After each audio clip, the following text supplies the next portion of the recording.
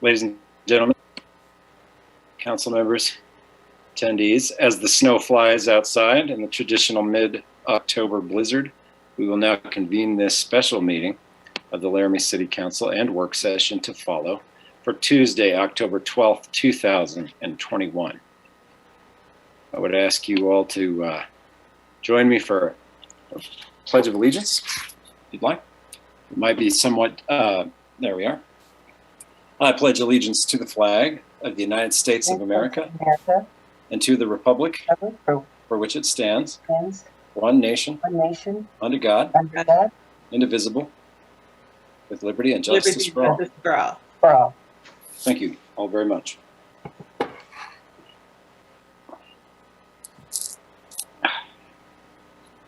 I awkwardly return to my seat, City Clerk, can we have a roll call of members? Cumbie. Here. Gabriel. Here. Harrington. Here. O'Doherty. Here. Meckel. Here. Schuster. Here. Somerville. Here. Pierce. Here. Weaver. Here. That's 9 present and 0 absent, Your Honor. Thank you, City Clerk. All City Council members are present. We now have one item on the agenda, which is item number 1B, Resolution 2021-65, supporting local government public health measures. Ladies and gentlemen, members of the public, council members, over the course of less than a week, there's been a great deal of public conversation,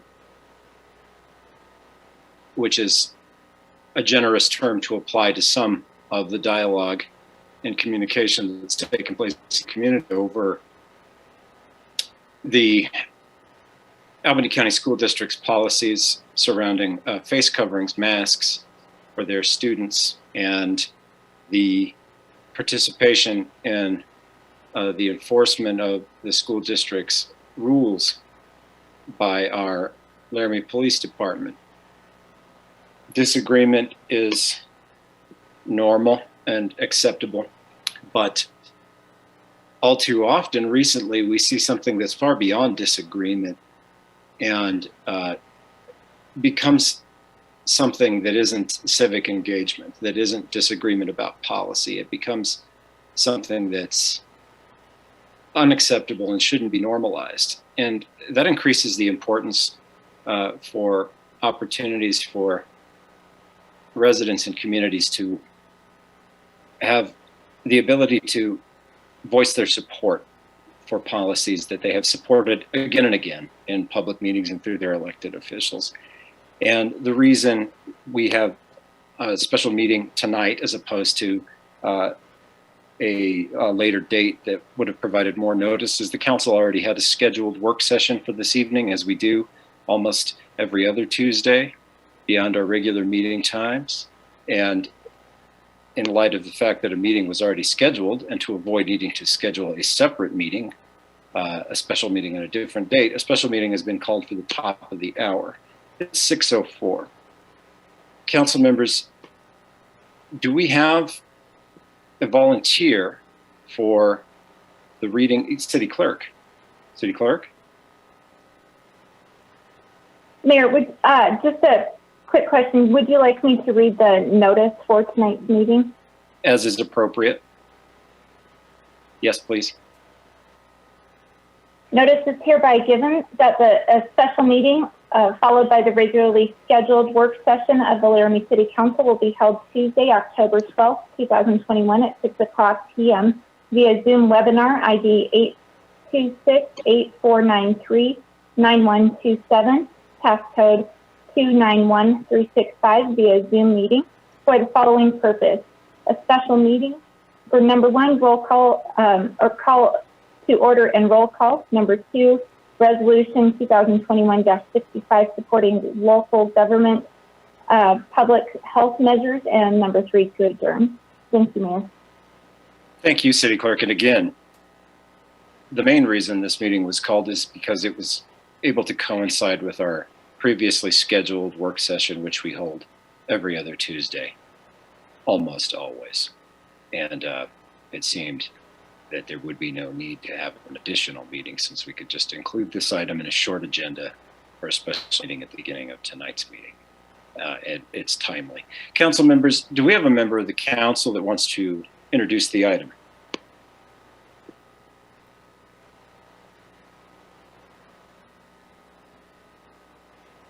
Councilmember Harrington. Thank you, Mr. Mayor. I move to approve Resolution 2021-65 in support of local government public health measures and authorize the mayor and clerk to sign. Second. There's a motion and a second. By way of discussion, Councilmember Harrington, are you willing to read the substance of the resolution? Or would you care to share that duty with another member of the council? Mr. Mayor, if somebody else wants to do it, only because I have a crying baby. Understood. I'm happy to do it if not. Understood. Council members, would anybody like to assist Councilmember Harrington? Councilmember Cumby?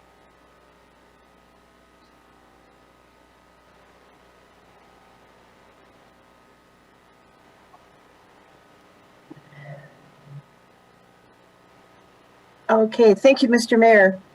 Are you ready for me to read it now? Yes, Councilmember Cumby, please.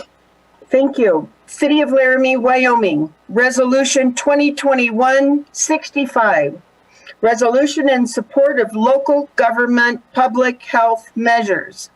Whereas the COVID-19 public health crisis is ongoing and a serious threat to the health, safety, and well-being of the city of Laramie and its residents. And whereas Governor Mark Gordon and the State Department of Health have committed to standing behind local school districts as they make their own individual decisions on how students can return to the classroom safely, and have stated support for local school boards to decide what public health measures are best for their own communities.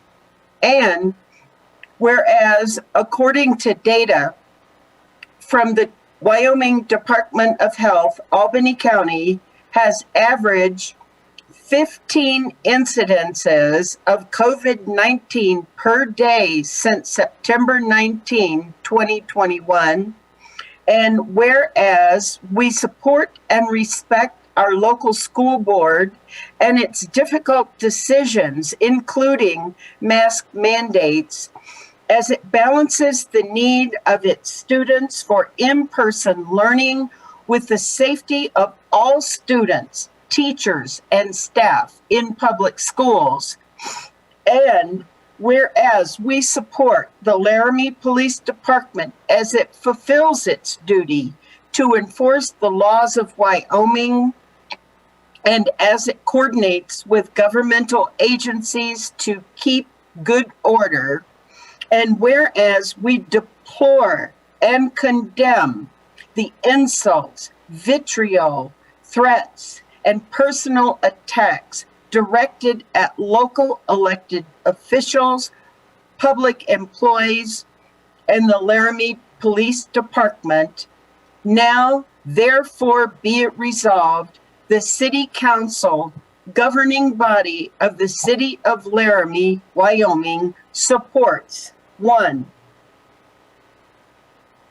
The public health efforts of local government authorities at all levels and the public employees who do so much for our communities in their efforts to keep children and all other community members safe, and 2, the Laramie Police Department and all other enforcement agencies as they work with local government authorities to enforce the laws and maintain good order in our community.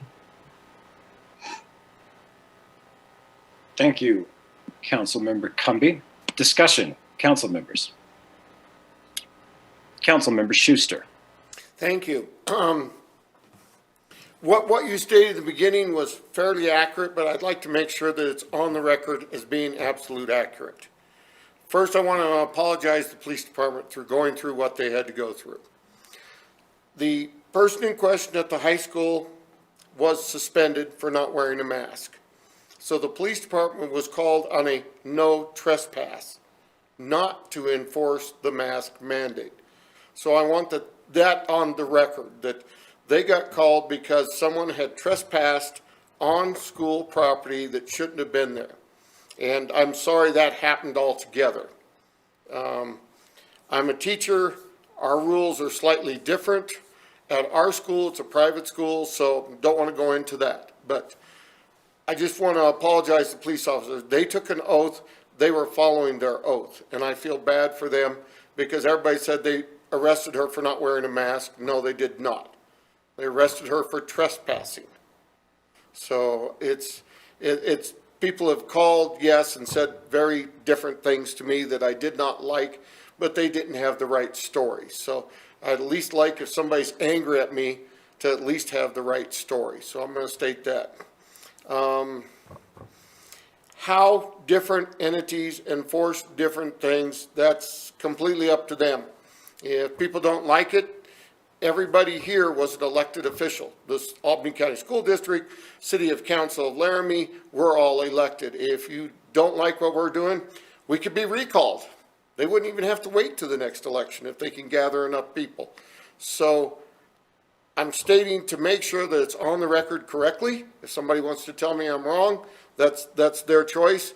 But I feel I have my facts straight, and I'm going to stop there because I'm not even happy that this is being brought up at this meeting. So everybody else, you get to comment now.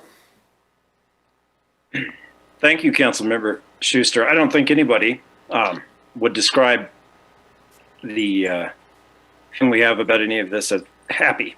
I appreciate your clarification about the involvement of the Laramie Police Department.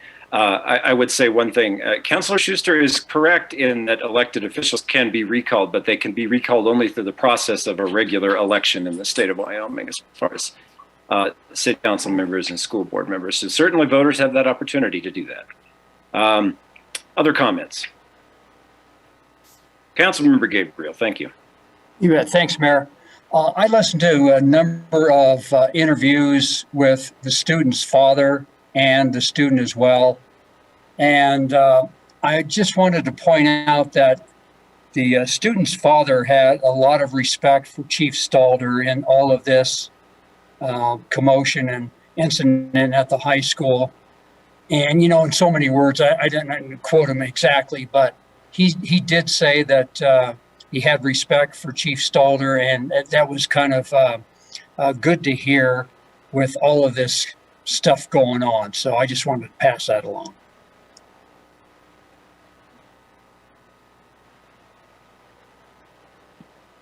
Thank you, Councilmember Gabriel. It's regrettable that attitude is more common. Other comments from the council? None are required, but they are certainly welcome. Councilmember O'Doherty. We are the second in the nation for COVID per capita. And in Alaska, which is #1, they are now making gut-wrenching decisions about who is denied care. And I've recently had this summer 2 family members who had random weird things happen to their health that they needed the emergency room, and they were saved for things like diverticulitis and kidney failure. So had the emergency room not been available, they could have died. And so I don't want our healthcare providers to be faced with those kinds of like battlefield decisions. So I support our school board's decisions. Thank you. Thank you, Councilmember O'Doherty.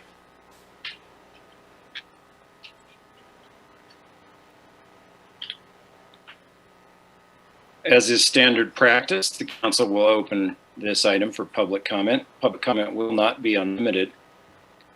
At the request of the City Council, we would ask those members of the public who are joining us to consider allowing amongst yourselves a few people that articulate your points best to speak for your perspective, whatever it may be, as opposed to a repetitive line of people saying something very similar, regardless of whether they're in favor or against the messaging of this resolution. We would encourage you to do that, and I will once again reiterate that public comment will not be unlimited on this item, but we will open for public comment now. Bit of information, Mr. Mayor. Councilmember O'Doherty, point Should of we remind information. the public about the time limit for individual comments? Individual comments are limited to 3 minutes per speaker. Thank you, Councilmember O'Doherty. You may indicate that you wish to speak by raising your hand through the Zoom program control, or City Clerk, what is it for the phone? For raising a hand and unmuting? *9 to raise your hand and *6 to unmute if you're on the phone. Thank you very much. Thank you very much, City Clerk. And we'll open it now.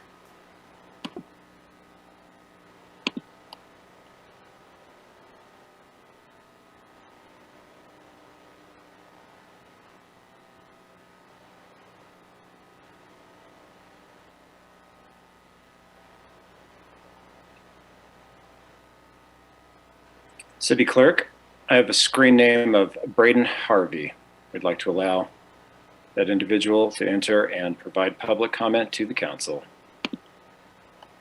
You have the floor. Hi, can you hear me? Yes. I would just want to point out that a resolution, while being a public demonstration of support, is not a law and therefore is not enforceable.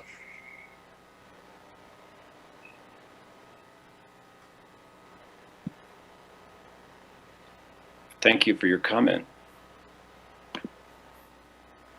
Public comment is open.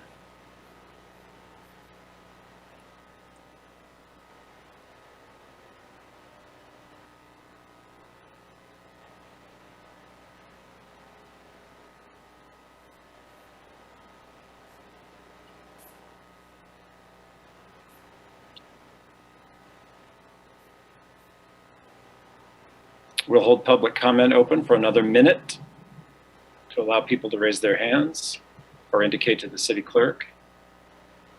City Clerk, I have a screen name of Sue, and as a reminder, we do ask that those providing public comment identify themselves and their residency as a matter of public record. I ask for your forgiveness in not providing you with that reminder earlier. You have the floor. Screen name Sue. You have the floor. Thank you very much. My name is Sue Miller. I apologize for not including my name when I logged in. I'm just curious what science you're following to force students to wear masks. Nobody's going to answer that? Ms. Miller, typically during public comment, we don't engage in back and forth discussions on that question, although it's not the City Council's policy that is following the science in question. To my knowledge, the science being followed are the recommendations provided by the Wyoming State Department of Health. So I would have to contact them to see where they're getting their information to force students to wear a mask? I believe the recommendations are coming from the CDC and the State Department of Health. And as a matter of record, I don't believe the policy is to force students to wear masks. It's for attendance at the public schools at this time. So how is making a student wear a mask to attend school, not forcing that student to wear a mask? Families are not required to have their students in public schools. There are other options available. So the girl who was arrested because she was told she couldn't stay at school because she wasn't wearing a mask?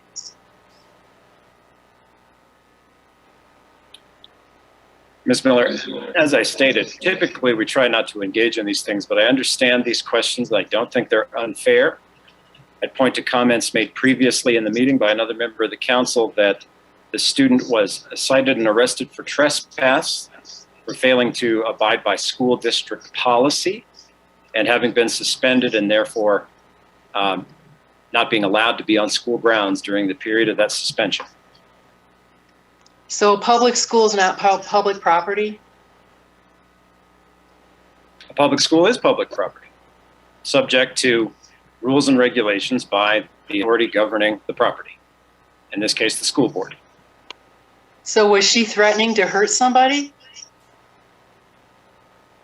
At this point, I won't be continuing the line of questioning or discussion any further. Those facts you can determine for yourself based on the information available. You can direct that question to the school board. I will do that. Thank you for letting me speak. You're welcome. Thank you for providing public comment. City Attorney, I see that you've raised your hand. Thank you, Mayor. I would remind the public and council that this is a criminal matter involving a juvenile, and that therefore comment on the details of this case, which is still pending, are probably not advisable at this time. Thank you, City Attorney. For the edification of the chair, I hope that we didn't veer into that territory, but please feel free to raise your hand to remind me of any of those pertinent points at any point during this special meeting, and I thank you. Thank you, Mayor. City Clerk, we'll go back to the public. We'll go back to the public comment and see if we have any other hands raised. I have a screen name for Paul Robinson. I'd like to admit Mr. Robinson into the meeting now. Mr. Robinson, you have the floor. Yes, sir. I'm not too sure if I'm allowed to say what I was going to say based on the counselor. I was wanting to support the family that got arrested, and that's about my only comment. I don't want to misspeak.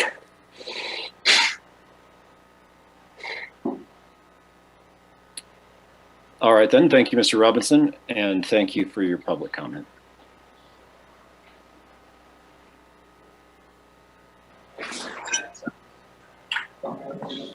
City Clerk returning to attendees to indicate if they wish to make public comment.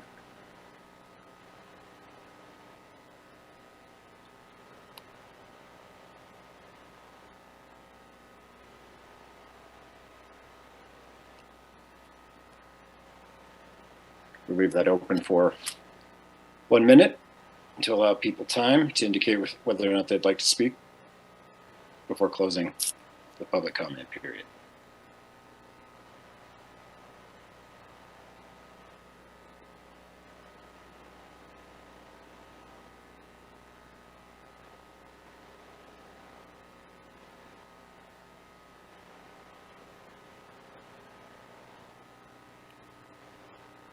City Clerk, I have a screen name for Braden Harvey.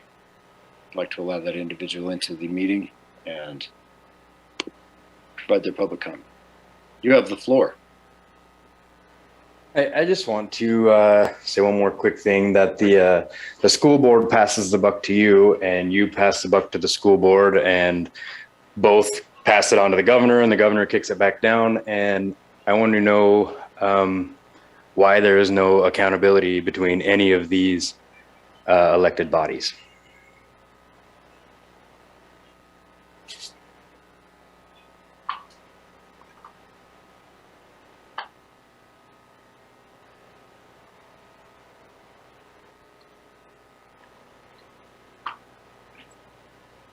Thank you for the public comment. Public comment remains open.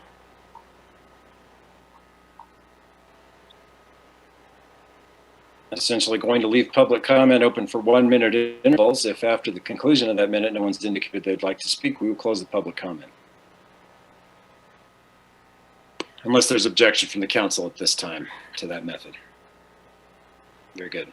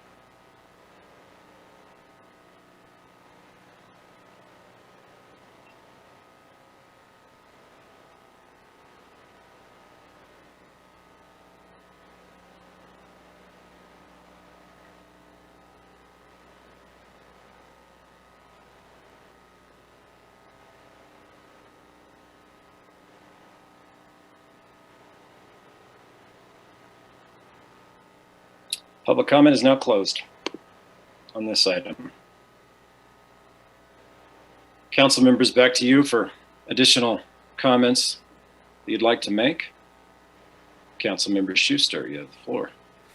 I want to make sure that nobody else wants their first time. This is the second time me speaking, so if anybody else wants to, they can raise their hand and I will withdraw until later. But I want to say again that I feel bad for the police department.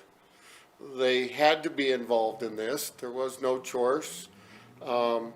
Nothing from the school district has ever came to me for approval. I know what the governor said. He said he was allowing each individual county school board to decide the matter. Some counties are requiring masks, some counties are not. Since I don't support all of this measure, I will not be supporting this measure.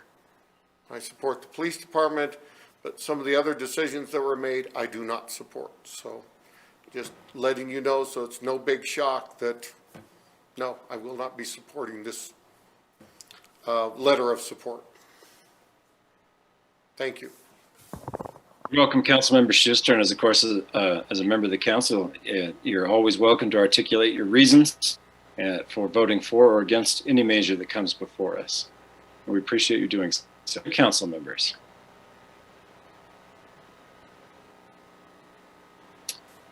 All right, I'll make a couple of brief comments before we go to the vote. I want to speak to the issue of taking the time to do this just once again briefly. I don't think anyone is particularly pleased with the occasion that we're presented with to do this, but I do believe that many members of this council, most members of this council, feel that it was important to do so for a couple of reasons. First, to speak in favor of and in support of local decision makers who are doing their best to create a safe environment for education based on the science that is available and provides the official guidelines. Second, that the communications to those elected officials and public employees, such as school administrators, principals, and members of the Laramie Police Department, with the all too frequent these days comparisons to fascists, Nazis, you name it, are unacceptable. They frankly do very little to strengthen the argument against safety measures like masks of those who present those comments. And it should never be normalized. Threats, references to firearms, you name it, it's been coming in. We've heard it all. We've heard it all before in this community a year ago and over the course of the last year in different contexts from different groups with different philosophical points of view and different ideologies, all too willing to label elected officials at the local level Nazis, fascists, communists, totalitarian folks willing to inflict tyranny on people for, you know, a variety of reasons. It's not what we need in public life today. We need civility. We need respect for each other. We need understanding. And we need a willingness to recognize when we're either in the majority or in the minority in our individual communities. And then to abide by the decisions that are made by elected officials who represent the voters and the people that put them in office. City Clerk, can we have a roll call vote? Humby, Yes. Gabriel, Yes. Harrington, Yes. O'Doherty, Yes. Steckel, Yes. Schuster, No. Somerville, Yes. Pierce, Yes. Weaver. Yes. That's 8 yeses and 1 no, Your Honor. Thank you, City Clerk, and that motion carries. Members of the council, that brings us to the conclusion of the agenda items for the special meeting, which takes us to the standard procedure for any meetings. City Clerk, did I see you raising your hand? I may have jumped the gun, Mayor. I was just going to ask if you were going to have a motion to adjourn, but I think that's where you were headed. That's where I was headed, City Clerk, but thank you for your help. And as always, I will call on Councilmember Schuster for the customary motion. Councilmember Schuster.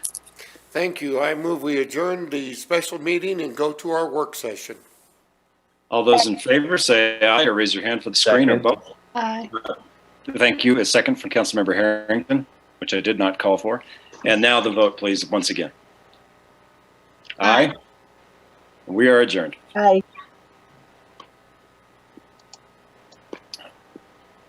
At this time, I'd like to open our work session for October 12th, 2021.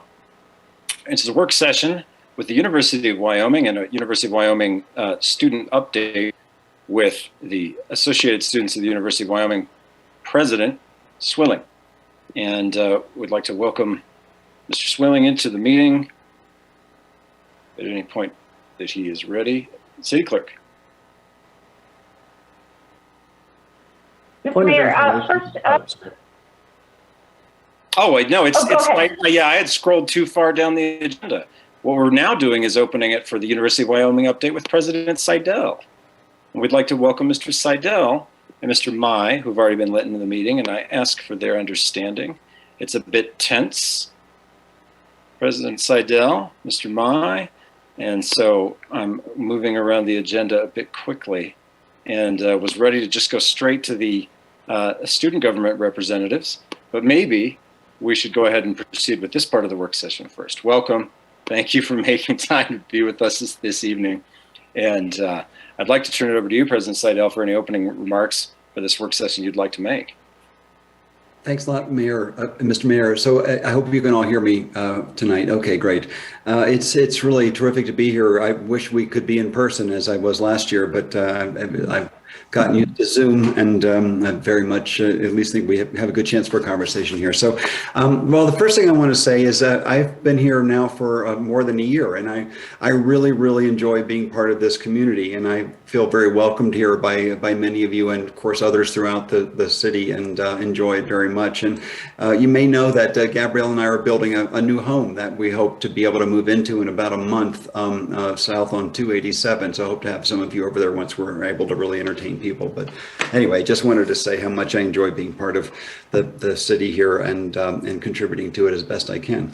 So I know that we'll be hearing from President Swilling in a few minutes, but I wanted to first just thank you for giving us some time, both from the student point of view and the administration point of view of the university. I also have, as you noted already, Mr. Mayor, Bill Mai, our Vice President for Government Affairs, and I think my Chief of Staff, Mary Ivanoff, might also be here. I don't actually see her listed here, and I see Melanie Drever. So we have several people from the university here to join us. A lot's happened since last year when I briefed you the last time. We've had a number of dialogues with the City Council, including just last week with a number of you, including Janine Jordan and also Jane. I'm forgetting Jane's last name, but Jane, who I see you, I know you're here. I see you. Where are you? There we go. Jane Pierce. Thank you. Sorry, I just froze up on the name for a second. So anyway, we're having dialogues, and we're thinking a lot about things we can do going forward, including, for example, having some additional meetings on specific topics that I'll come to in a minute. But last week, or the week before perhaps, we discussed a number of things. For example, partnerships between the university and the city, projects that we're currently working on, and I'll come back to a few of those in a minute, as will Bill Mai. Economic development, and as you know, I was previously a vice president for economic development and work very closely with cities across the state of Illinois to partner with the University of Illinois. And so that is my interest and my intention, and one of my greatest interests actually in working with the city here to come up with programs that I hope we can support deeply, both with our academic programs and in some ways with extramural programs that we're talking about, and I'd be happy to get into them as you like. I would make a few comments on a few different topics. I don't want to take up all the time with prepared remarks, but I want to talk a little bit just about our reorganization of the university in response in part to budget cuts and also in strategic positioning, a little bit more about the economic development ideas that we have, including things like potentially over time and investing in entrepreneurship, the creative economy with the city, also ultimately building on our plans for the research park, which I'm very, very interested in developing up at Cirrus Sky and others, and also partnering where we find it appropriate to think about as we're building out parts of the campus, everything from parking to new plans we have for dormitories and so on, how we can best partner with the city to be the best citizens we can. So those are of great interest. On the economic development, I'll start with that, and then we'll close out with Vice President Mai talking a little bit about some of the construction projects that we have going on. So just a few highlights of what we've been doing in collaboration with the city around, for example, our Center for Business and Economic Analysis, working with the city to develop a business needs survey for distribution to the business community, with the idea that we can gain insights together on the top challenges that we face and the businesses face in the city. And so hopefully that will be helpful in deciding what kind of policies we would like to put in place in order to drive forward the economy.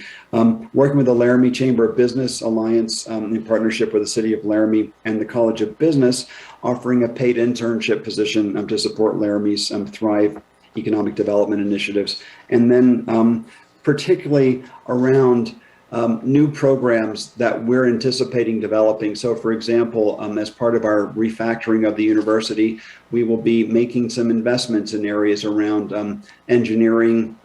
We have a proposed school of computing that will be decided by the board, I presume, at the November board meeting. Many of our plans will be decided at that board meeting, but we're anticipating potentially having operations around computing that will, I think, make it more attractive for a number of companies to have partnerships with us. I'm very, very interested in growing corporate partnerships and attracting companies to the area to work with us, providing our students with opportunities for internships and also with R&D relationships and so on. And that would form the basis of partnerships around the research park that we're very interested in.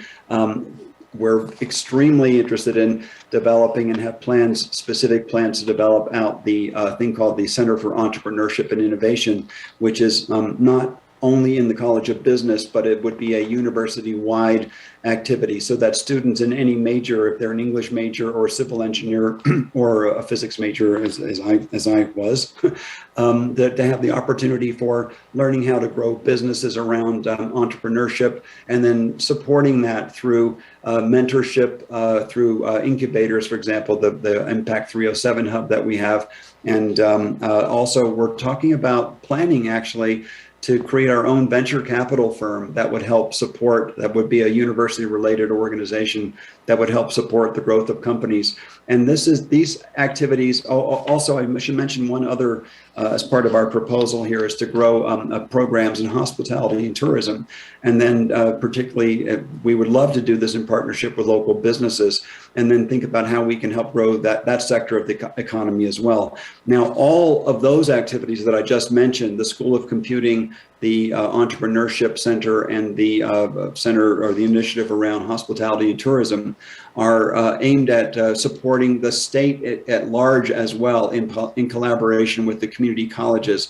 And we've embarked on an initiative called the Wyoming Innovation Partnership that the governor has been quite strongly supporting. And we're working with all 7, soon to be 8 community colleges on partnerships around those kinds of programs and others. Those are 3 that the university is particularly spearheading, that we'll be putting a lot of energy into. And we're very, very interested in making investments that will, in the long term, help grow the economy. These won't have immediate returns on investment, but in a few years, 5 years and beyond, we think that they really will.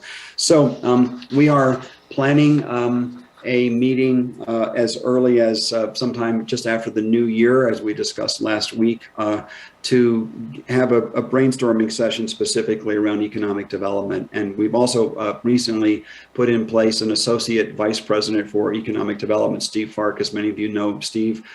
Steve is now taking on a lot of this initiative himself, and will be spearheading this along with Jane to help to think about planning a brainstorming session, how we can work together. So those are some examples. I thought I might also say a few words about COVID, that since that's impacting everybody, and we are I think the biggest concentration of people in the area in terms of daily activities.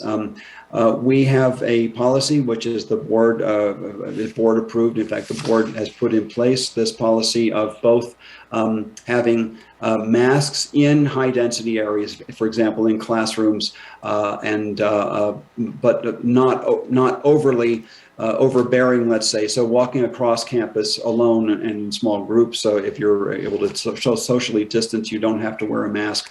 But in a classroom, if you can't distance at least 6 feet, and there are cases where class can be spread out often far enough, but for the most part, we're requiring masks. And that will be actually voted on a regular basis. Every month, the board will come back to this based on local conditions and so on. So that's probably the most important intervention we've taken.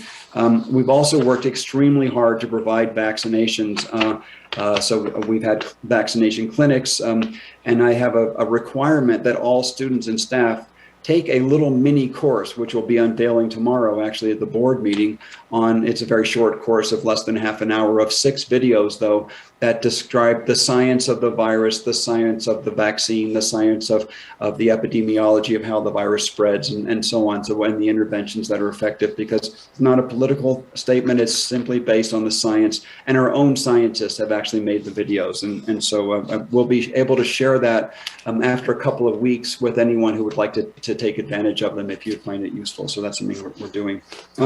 We are doing testing on a more limited basis than last year. Last year we had a requirement that students had to be tested every twice per week, and faculty and staff once per week. And we actually were very active in tracing when we had a positive case who had been in touch with a person who might have been exposed. I myself had to go into quarantine for 2 weeks because of an exposure. Thankfully, I didn't tested negative, but I didn't have any symptoms. But so we're now doing a 3% random sampling of our population, and you're able to opt out of that if you've been vaccinated. But the point is that we're still testing it, and we're able to tell with statistical analysis how our population is doing. And we're doing relatively well. Actually, the number of infections is actually down a few percent in the last week, for example. And we have currently 25 active cases at the university. So that's far less than we did have at various points last year. You might be interested in our vaccine rates. We had 2 different studies done here. One is where we have reported rates where we can verify someone's vaccination. And so we have 75% for full-time benefited employees, and we have 42% for students. But we did a self-reporting survey where the students and the faculty and staff reported higher rates. I mean, significantly higher. So somewhere in the middle, I suspect, is the real number. But I think that's rather higher than the Wyoming average. And so we've done relatively well on that. So anyway, that maybe is enough for the COVID. But I just want to give you a bit of an update. So we're still monitoring it very carefully.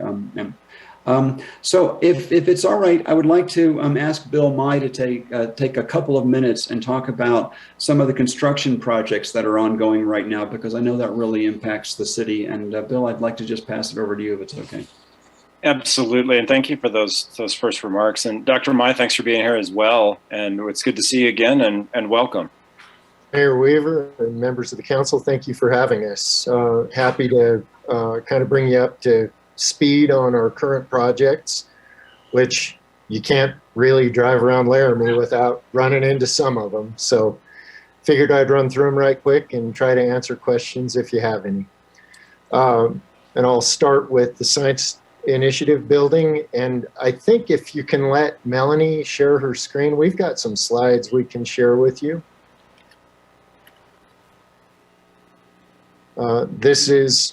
Thank you, Melanie. This is these are the renderings of the Science Initiative. All you have to do is drive down 9th Street and you'll see this building, of course. It's a pretty imposing building from 9th Street, but I think everybody would agree it's really beautifully done. The inside of it will be every bit as impressive as the outside of it. A lot of cutting edge research is envisioned being in there. We have some ability, I think, to garner some significant grants with that building. That building is due to open in the winter of 22, so just in a few months. We're looking at, I believe, in February now, being fully open in that building. And unless there are questions, I'll move on to the next one. The second. Oh, I'm sorry, Dr. Mai. I was just going to say, if you have questions as Dr. Mai goes through this, I suppose raise your hand, but as usual, I think we'd encourage questions to be held towards the end. Okay. Sorry for the interruption. No problem. Go right ahead. That'd be fine, thank you. So now you're looking at an aerial view or an aerial rendering, I guess, of Lewis Street as envisioned. The overall rebuild of Lewis Street to make it a pedestrian-friendly corridor that connects those new buildings on the north side of Lewis Street to our main campus. And you can see this phase 1A in orange, phase 1B in blue, and phase 1C in red. And those are that's the current priority of Lewis Street. Again, this is a kind of a cooperative effort with the city as we vacate Lewis Street and tie this campus together. There are a lot of considerations for utilities, existing utilities, and I know a lot of you on the council and certainly Mayor Weaver have been part of the discussion with ensuring that we have proper fire and emergency access down that corridor still. So this is just a view from above. And if you take a look at phase 1A, I got to orient. Okay, you can go ahead, Melanie, to the next slide. It's fine. Nope, you went too far. Nope, there you are. Okay.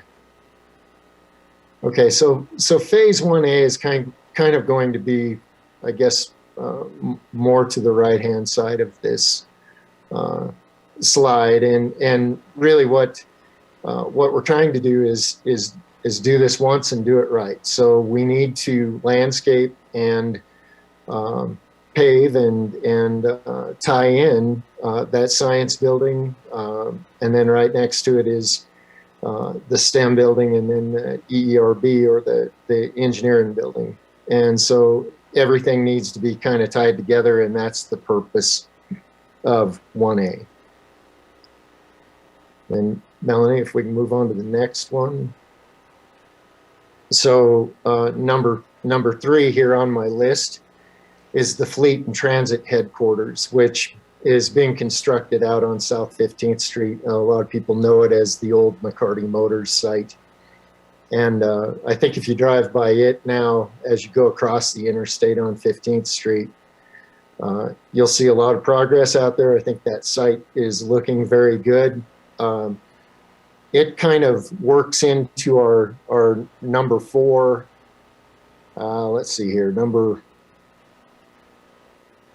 I've got my list here. So we have a number of things going on here. It works into our overall parking situation. So if you've driven down Grand or Ivinson recently, when you get to 11th and 10th, you're going to see our parking lot there is completely torn up now, demolished, and we will begin construction of this Ivinson parking garage. This is the approved exterior rendering from the Board of Trustees, and this is on the southeast corner, so you'd be more or less at Grand Avenue looking to the northwest, and that's what that corner will end up looking like here. Hopefully within about a year, we'd like to have that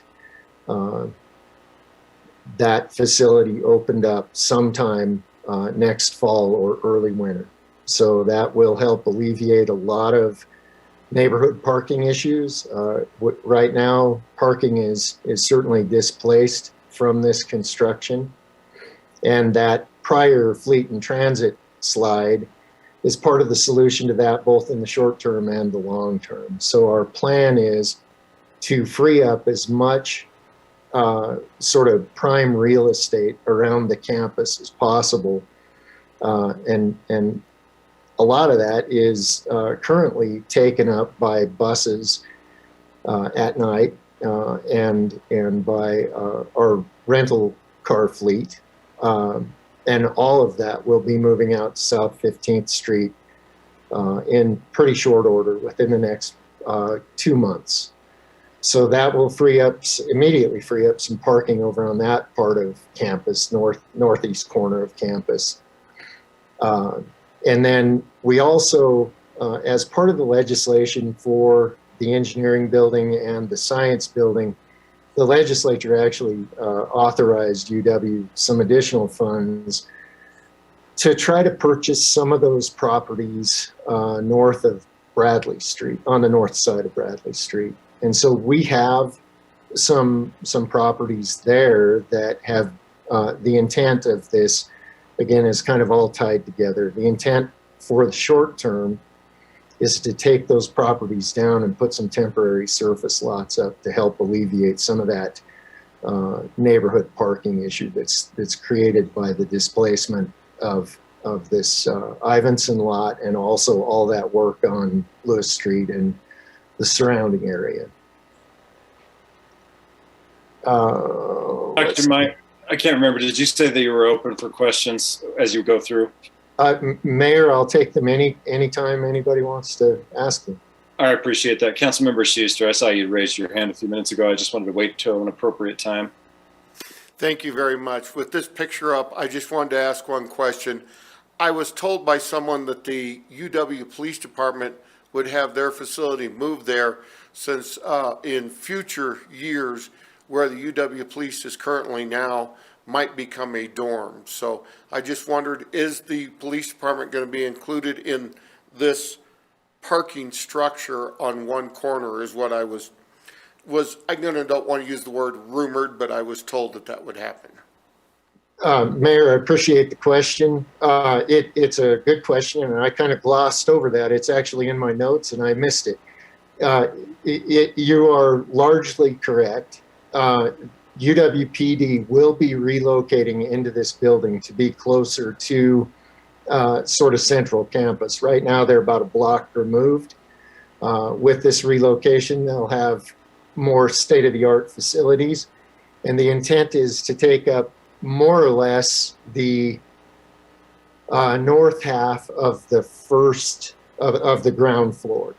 So they're on the north side of this building, there will be sort of a storefront for UWPD. All their operations will be based out of here. The only part that you were wrong on is, and this is it as envisioned, so, you know, those plans could change.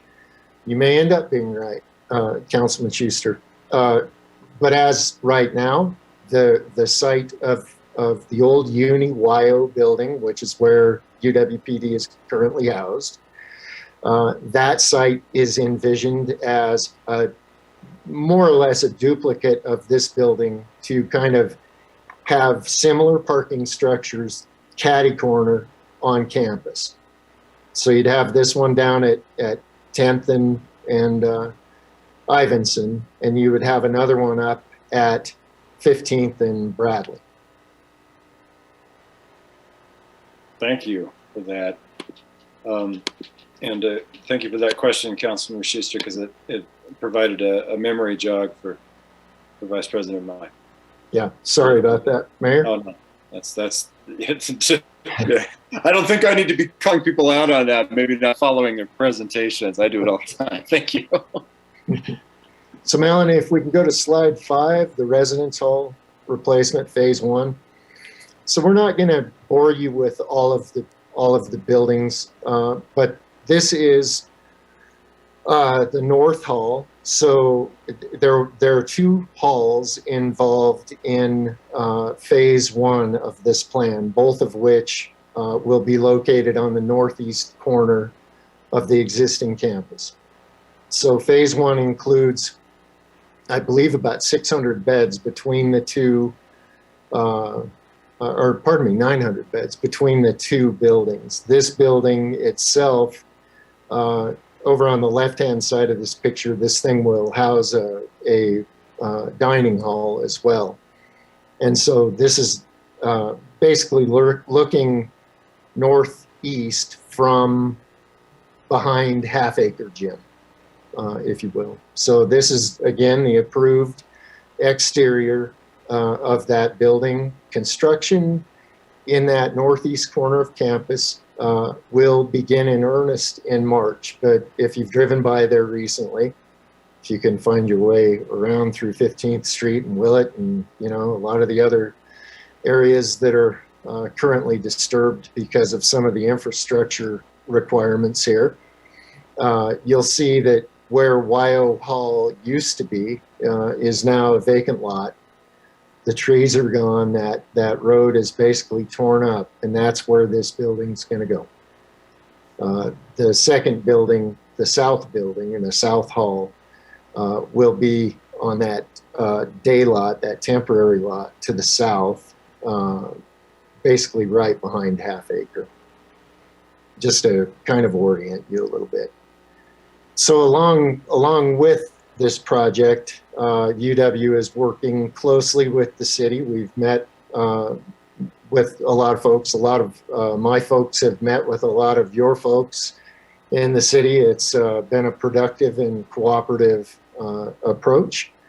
And I know some of the city of Laramie's infrastructure has had a chance to be upgraded along with UW's infrastructure as we make way for these buildings and their foundations.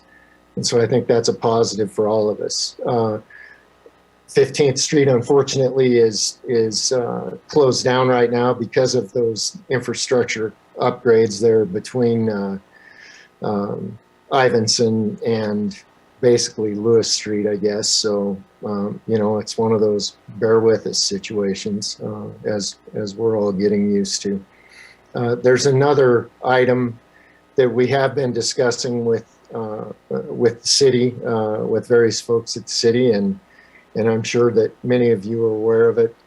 We really want to try to help or try to cooperate with the city, try to help the city get a good traffic flow on 22nd and Willett at that corner. And right now it's a 4-way stop. Actually, I don't mind it so much myself, but you know, I think on game days and so forth, it indicates a need for an upgrade there. So UW wants to work with the city to try to either get a light there or a roundabout. You know, UW would prefer to do a roundabout. I think if I've read the city correctly. I think the city leans that way too. And now it's a matter of trying to secure the funding and make sure that the construction methodology and timeline works for everyone. So, and the city has some infrastructure upgrades underneath that intersection that need to be done at the same time too. So we are trying to make sure that we do all of this cooperatively and get a good outcome for everyone. The last one I'll touch on is the Pilot Hill project. And, you know, UW has, we're kind of in the brown area there.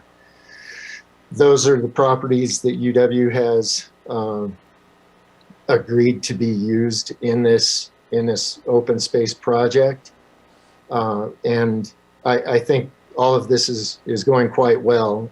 One thing I do want to point out to the council is the need for a good available access for this. And so speaking with the Pilot Hill group, which I'm a member of the board on, and UW has 2 board members actually on that group. We're currently right now, if you look over on the left-hand side where it says golf course and Jacoby Ridge, that's Willett Drive down on the south border of that. And I think what we've kind of all settled on right now as being the least disruptive and most available parking that we could unify would be kind of at that corner. If you drive down there right now, you'll see UW has a lot of topsoil and gravel and other materials sort of stockpiled there. And we're talking east of those stockpiles. Pardon me.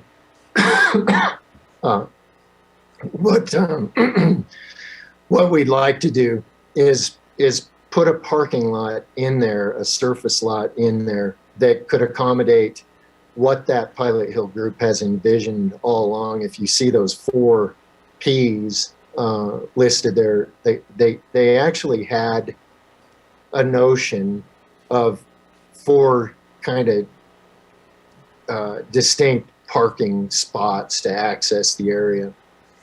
And what we would prefer, and I think now the Pilot Hill group also sees it as preferable too, is rather than disturb a lot of different areas and rather than interrupt neighborhoods and so forth with a lot of different parking areas, we're thinking that corner up there, basically at the end of Willett, not quite to the end of Willett, if we can produce a parking area in there that would accommodate horse trailers and, you know, all the daily activity, I think we can minimize neighborhood disturbances and still provide really good access on this west end of Pilot Hill. And so just so you're aware, you may see something from this group before too long along those lines. And I know they're exploring some funding options as a group, and you know, we'll see where it goes. But I think probably most of the folks on this Zoom would agree that this is a really nice community amenity that's been added recently, and we're real excited for these trails to continue to be constructed and get this project fully implemented. And that's all I have for you, Mayor.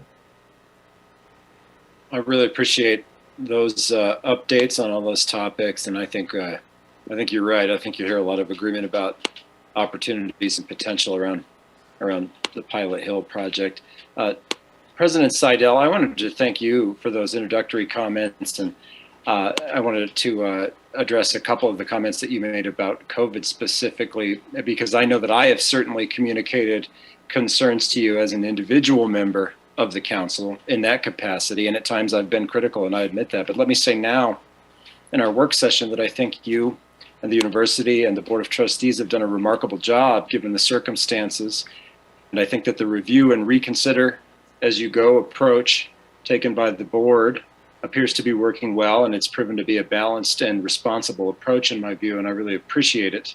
And I appreciate the comments that you made about your efforts there at the university with regard to this. I wish it didn't dominate so much of our conversation as of late. I don't think it will always, certainly.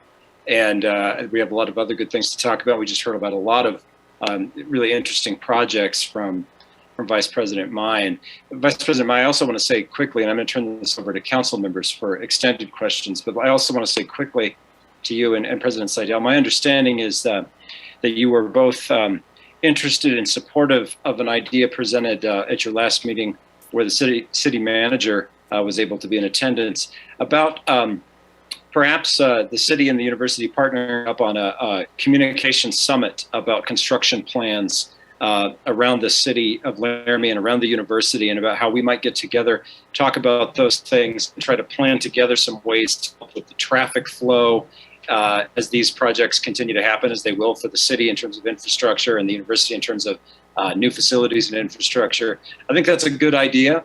I think we should commit ourselves to that and figure out a good way to do that.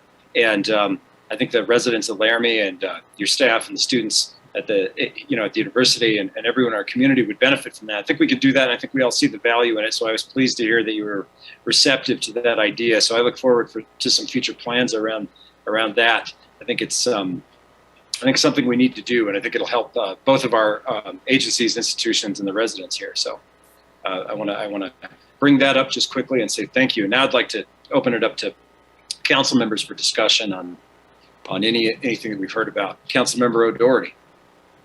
I want to thank President Seidel. Last year, I was asking you if the university could come up with testing, and I was really impressed by how the university was able to ramp that up and test people twice a week. And in the spirit of like scientific enterprises, I feel like that's a really great need in our town, in our state, and in our country, is to have more rapid COVID testing. And I would love to see some enterprise grow out of that where we have those available, because a loved one recently needed to be tested to go back to work, and it would have cost a week's salary to get tested, so it just had to wait. So I appreciate that you did that, that the university did that, and I really think that biomedicine testing could, because this is going to be with us for a while, and I think it's an opportunity. So I'll stop there so that I don't talk too much. Thank you.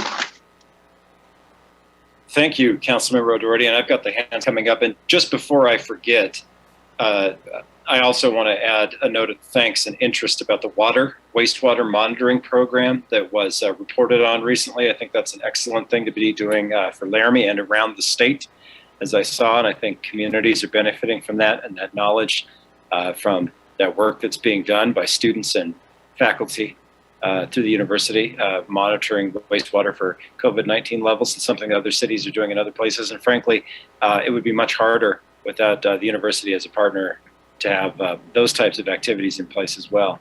So thank you for that. I had hands up. Councilmember Gabriel, I noticed that you had raised a hand, and then I have Councilmember Schmeckel next in order. So I'll go to Councilor Gabriel, and then I'll go to you, Councilor Harrington, and council members. If I could ask you to do use the little hand icon so I don't lose track. Councilmember Gabriel, you're up. Thank you. Thanks, Mayor. Thanks, President Seidel and Dr. Mai for being here.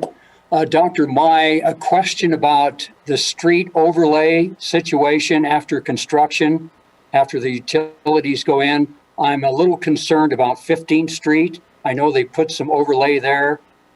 And if you drive on that, it's not very good. I'm just kind of curious, is that just temporary for now, or what's the status of that? Mayor Weaver? Cemetery. Yeah, I do believe it is temporary. It's so there's going to be so much traffic up and down that road. To do a full fix on it right now really doesn't make a lot of sense. I think we just need to get it passable. There's going to be a lot of heavy equipment going up and down, cranes and excavators and you name it. So it won't be finalized, or finished probably for 2 to 3 years, I would say, Councilman Gabriel. Thank you. Thank you, and thank you for your patience waiting there, Councilmember Gabriel. Councilmember Schmeckel, you're up. Thanks for your questions. Thank you, Mayor, and again, thank you, President Seidel and Vice President Mai. I guess my question is Lewis Street between 13th and 14th. I'm thinking of this is east of the Anthropology Building. It's a string of structures I believe the university owns that includes the location of Wyoming Humanities. What is the plan for this block and the time frame for it, please? Mayor Weaver, actually, I think it's undetermined right now because we do not own all of the properties on the north side of Lewis Street in that area. And so that's the holdup for now. Until we have it, there's nothing that can be done about the utilities, and nothing can be done to finalize that part of the landscaping and the redirect. Perfect. Thank you. Councilmember Harrington, thanks for waiting. Thank you, Mr. Mayor. President Seidel and Vice President Mai, thanks for joining us this evening. This is, always a great opportunity to have a bit more candid conversation between the two groups. President Seidel, I had a question about, so I guess just a little small piece of background. My wife tells me I start stories at the middle, so I'm going to just wind it back and try to start at the beginning. I am personally an outgrowth of Impact 307. Just my business was incubated, ironically, by my colleague, Councilor Schmeckel. So it's come full circle since. But I think with that program, one of the things that I found most valuable was, I was a community member engaging in economic development through the university, and not a university student or otherwise affiliated. I would love to hear a little bit more about plans from your office, President Seidel, regarding really how we take this economic development effort that you're putting in at the university and how do we integrate that into the larger Laramie community? Not to say the university is not a part of the Laramie community, just, obviously more broadly. I would love the students and others participating in these programs to feel like Laramie is home and worth sticking around. Sure, Mayor Weaver and Councilman Harrington. So I'm very, very excited about the things we might be able to do, and that we will do, because I'm personally committed to it, and we have now a head of steam with a number of our faculty, not only in the College of Business, but throughout the university. Even, for example, in the Honors College, there's a lot of interest in partnering on corporate partnerships and economic development opportunities. We give the example that students majoring in English or Shakespeare potentially could have a minor in entrepreneurship, but we wanted to go well beyond just the training, but we want to really take this to the practice. And so we, as you know, have some funding from various sources, including where I believe the governor will end up going with some, I hope, at least from ARP funding, the America Rescue Plan funding, to seriously augment our ability to implement programs like this, and then to work closely with the community in thinking even how can we plan out economic development opportunities, not just in entrepreneurship. I'm kind of focusing my remarks initially on that, but more broadly. So, for example, having a deeper integration around activities in hospitality and tourism. We'd love to be able to open up a program that goes beyond what we have right now. We have plans in place right now for this. If we can get them to launch in this next year, we'll have more degree programs. We want to partner specifically with local businesses to help support this, the restaurant business, hotel industry, and so on, to work with us, providing everything from internships to training, and then thinking about planning. How can we grow this entire market?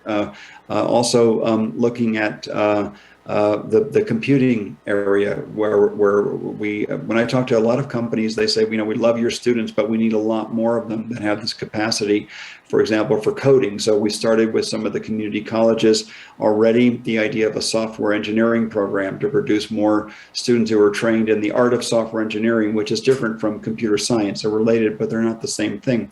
And the idea then of the School of Computing would be that if we can launch this coming year, that we would train students in the applications of computing. So as it applies to agriculture, as it applies to transportation, as in with autonomous vehicles, for example, and supply chain and logistics, as it applies to energy, and so every sector. So it's really about the applications of these areas, and we're thinking specifically about the markets that are important for both the current markets in the state.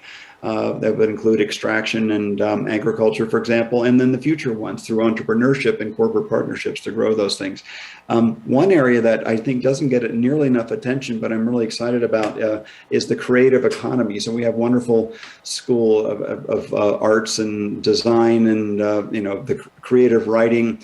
And these are areas where I believe a lot of the faculty are really interested in finding ways to partner. So we're talking about how to even think about what are the venues downtown where we can have more activities that sort of not just bringing people onto campus, but sort of exporting it to venues downtown in partnership. And I've had some conversations about doing that. But then on a statewide level, even in collaboration, for example, with Sheridan College, among others, where we've had a lot of discussions because of Nelchi. Some of you will know Nelchi, the artist who passed away last spring. And she has intended to provide a gift to the university that would allow us to help support artist in residence programs in Sheridan at her former property there.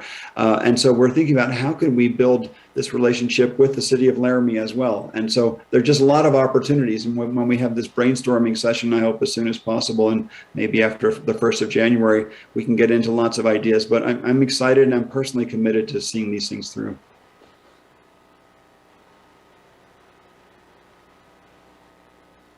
But a follow-up, Councilmember Harrington, and then I'll go to you. Yeah, thank you, Mr. Mayor. And President Seidel, I appreciate that answer. And I'm particularly, maybe selfishly, I own a couple businesses in the creative sector, and am particularly interested in your ideas surrounding, the sort of interplay between that sort of subset of entrepreneurs and really how they affect all the other entrepreneurial things that might happen in a community. So I appreciate your answer. Thank you, Mr. Mayor. No problem. Thank you, Councilmember Harrington. Councilmember Somerville, thanks for waiting. You're up. Thank you, Mayor. My question, President Seidel, is just a little bit different from economic development, but I thought since we have you here, I'd go ahead and ask. The last 18 months have been very rough for a lot of people dealing with the pandemic. And as our largest employer in the city, as well as obviously having approximately about 12,000 students, right, or so in the ballpark, I'm wondering, and I saw that you had Vice President Chestnut, I think she's waiting in the wings, if there's anything that you're seeing that we should be looking at in terms of community well-being, whether it's mental health or housing issues or food security issues, and just thought that you might be a good opportunity to ask, see if you have any thoughts on that. Thank you, Mr. Mayor, Councilwoman Somerville. So I think you will hear specifically from President Swilling in a little bit about activities that they have, for example, around food security, which is it may surprise you how serious the issue is on campus among students. I can't remember the figures now, but it's a very surprisingly large fraction of students who actually face this issue. So we're paying a lot of attention to it and thinking about interventions we can take. And so President Swilling, I'm pretty sure, is going to have some comments on that. We're also seeing a need for additional counseling services, and so there's been a lot of stress. And of course, we've had some in the last year. You may know we've had some students take their own lives, and it's statistically it's kind of on the sort of the usual curve, but it's just a tragedy nonetheless. And so we're very, very mindful of this, and we're looking to do what we can. I think it all, for example, to grow our support services around this. And we've even asked some of the faculty in the different departments in colleges, for example, in health sciences and psychology, and with our counseling services, to see how they might work together to augment that. And it's something, my father was a psychologist and my uncle was a psychiatrist. So it's in my family. I'm really quite mindful of these issues. And so I think those issues are also a sign of our times as a result of not only COVID-19, but social media and the sort of impact that they have on students and people at large. So these are issues that we're going to have to pay more and more attention to going forward. And I don't know if VP Chestnut is here. I didn't see her here, but she would have a lot more to say about this. But we're very mindful of all of this.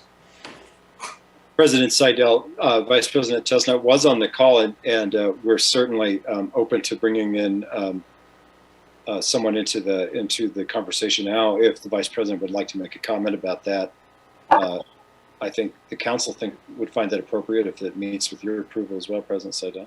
Sure.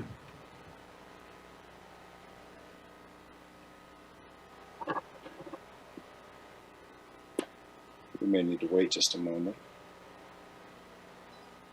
Welcome. Mayor, I've tried to put her in as a panelist, but that didn't seem to take, so I have given her the ability to talk there.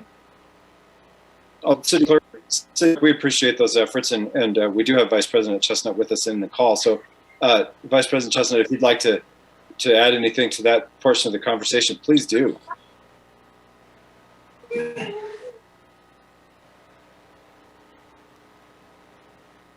Just a little bit of trouble hearing you.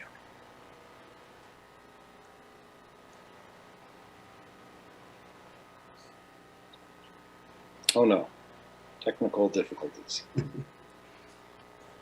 Like you said, President Seidel, we all appreciate the tool of Zoom and that it helps us, but like many things in the world of technology, it is not perfect. Vice President Chestnut, you joined us again, and you certainly have the floor whenever you feel comfortable to add to that conversation. Oh, there. Is that working now? Yes. Okay, yes. Well, and it's a lovely weather evening, so that's certainly helping out with technology. So no, I'm happy to contribute. I know that there's investment in lots of our different areas. And so the question around efforts for food security and mental health and just general overall support has certainly been a priority for the institution ever since, well, to be honest, mental health has been a pressing issue for the past decade. So what I can tell you is we recently identified a new position in our counseling center, specifically attending to elements of diversity, equity, and inclusion. And so that's been a really wonderful contribution as we began this academic year. And of most recent has been conversation around what additional support do we need to provide to all of our employees and enhanced support resources for students. And so I'm pleased to know, and I'm certain Hunter, President Swilling for ASUW will share, our student government has been deeply committed to mental health for students as well. So we are talking right now about additional resources that the institution may be able to allocate to specifically meet student mental health needs. So while this is not a new issue, there's certainly an amplification of need of late, and we are really exploring all possibilities for resources in that regard. And the food security work is incredible. We have a really wonderful task force that I know President Swilling will talk more about. Happy to answer any other questions, but glad I was able to connect and offer that feedback. Thank you. That's really great for us. Thank you. And we appreciate you being here to kind of round out that conversation. Councilmember Somerville, follow up, please. Thank you, Mr. Mayor, and thank you, Vice President Chestnut, for working through technical difficulties on this lovely Laramie evening. Just not so much a question, but from my perspective, oftentimes, the university gets siloed in a lot of ways, and I always think it's important to stress the message that obviously the faculty and staff live here in Laramie, but the students do as well, and they are a third of our population in Laramie. So it's always really important to me to make sure that we're providing support and identifying issues that are affecting the students as well off campus and coordinating whatever efforts that we can to support those members of our community as well. Thank you, Mr. Mayor. You bet, Councilor Somerville. Thanks a lot. Any other follow-up for Vice President Chestnut on this mental health and student wellness, community wellness topic? I guess it's certainly doesn't all have to happen right now. If we hit on it again, we can certainly open it up for conversation. Other questions for our guests from the University of Wyoming administration? Councilmember Cumby. Thank you, Mr. Mayor. President Seidel and Dr. Mai. I'm a retired professor of nursing. I'm also the liaison to the Board of Health. And as we all know, both city and university, construction can be very disruptive, let's say, to local residents. And that may be construction from the city, the state, and the university. During the past year that I've been on the city council, I've worked with a number of complaints around the north side construction. And you might anticipate that those include noise, air quality, especially the dust, the fine dust that is associated with excavation and construction, as well as light. And I just want to tell you and other appropriate people at the university that both I and the Board of Health would like to work with you to manage some of these issues, not as nuisance complaints, but rather as public health matters. And I'd like to partner with you as these new constructions begin, just to monitor and to work together to maintain air quality and to maintain noise and to engage the community during that process. The parking lot sits really in a central residential location, and there are a number of people with children and people concerned about air quality. And I would just like to tell you, I am committed to working with you on this and to partnering and serving as a liaison with my constituents in that area, as well as with the Board of Health. And I hope we can work together on that. Absolutely. Mayor, I will say, UW does try to work with the neighbors in the neighborhoods that are impacted by our construction. Certainly there's no way to avoid that. We do try to work with, within reasonable working hours and try to accommodate those, particularly the noise issues in working with the neighbors. And so, yeah, absolutely. We have a mechanism for you to work with our project managers and with our contractors who will be working on the sites. So absolutely, we would welcome input. Thank you very much. Thank you, Councilmember Cumby. Other questions from members of the council? Mr. Mayor. Councilmember Cumby. May I just add one comment to Dr. Mai? I do understand that you keep the residents in mind and that you try to coordinate with that. And I recently had a city project by my house and did some monitoring on my own. And sometimes I find that the construction crews don't necessarily follow air quality interventions that can be done to reduce dust, etc. And so it's not necessarily the university or the city in the case that I monitored, but rather our looking at what's going on, monitoring it, and then having a partnership where if I'm getting complaints, I can work with the university, we can intervene, and there are methods to reduce the impact, and that we implement those methods. I just thank you very much. Thank you. Understood, Mayor. Thank you. Yeah, did you have something you wanted to add there, Dr. Maya? I'm sorry. No, Mayor, just wanted to say we understand, and we do listen to these complaints. I know a lot of folks don't believe that we do, but we do. I know you do. Well, and I appreciate that question, Councilmember Cumbie, and also that response, Vice President. My council member Cumbie and I represent the same district in terms of city council wards in the city of Laramie.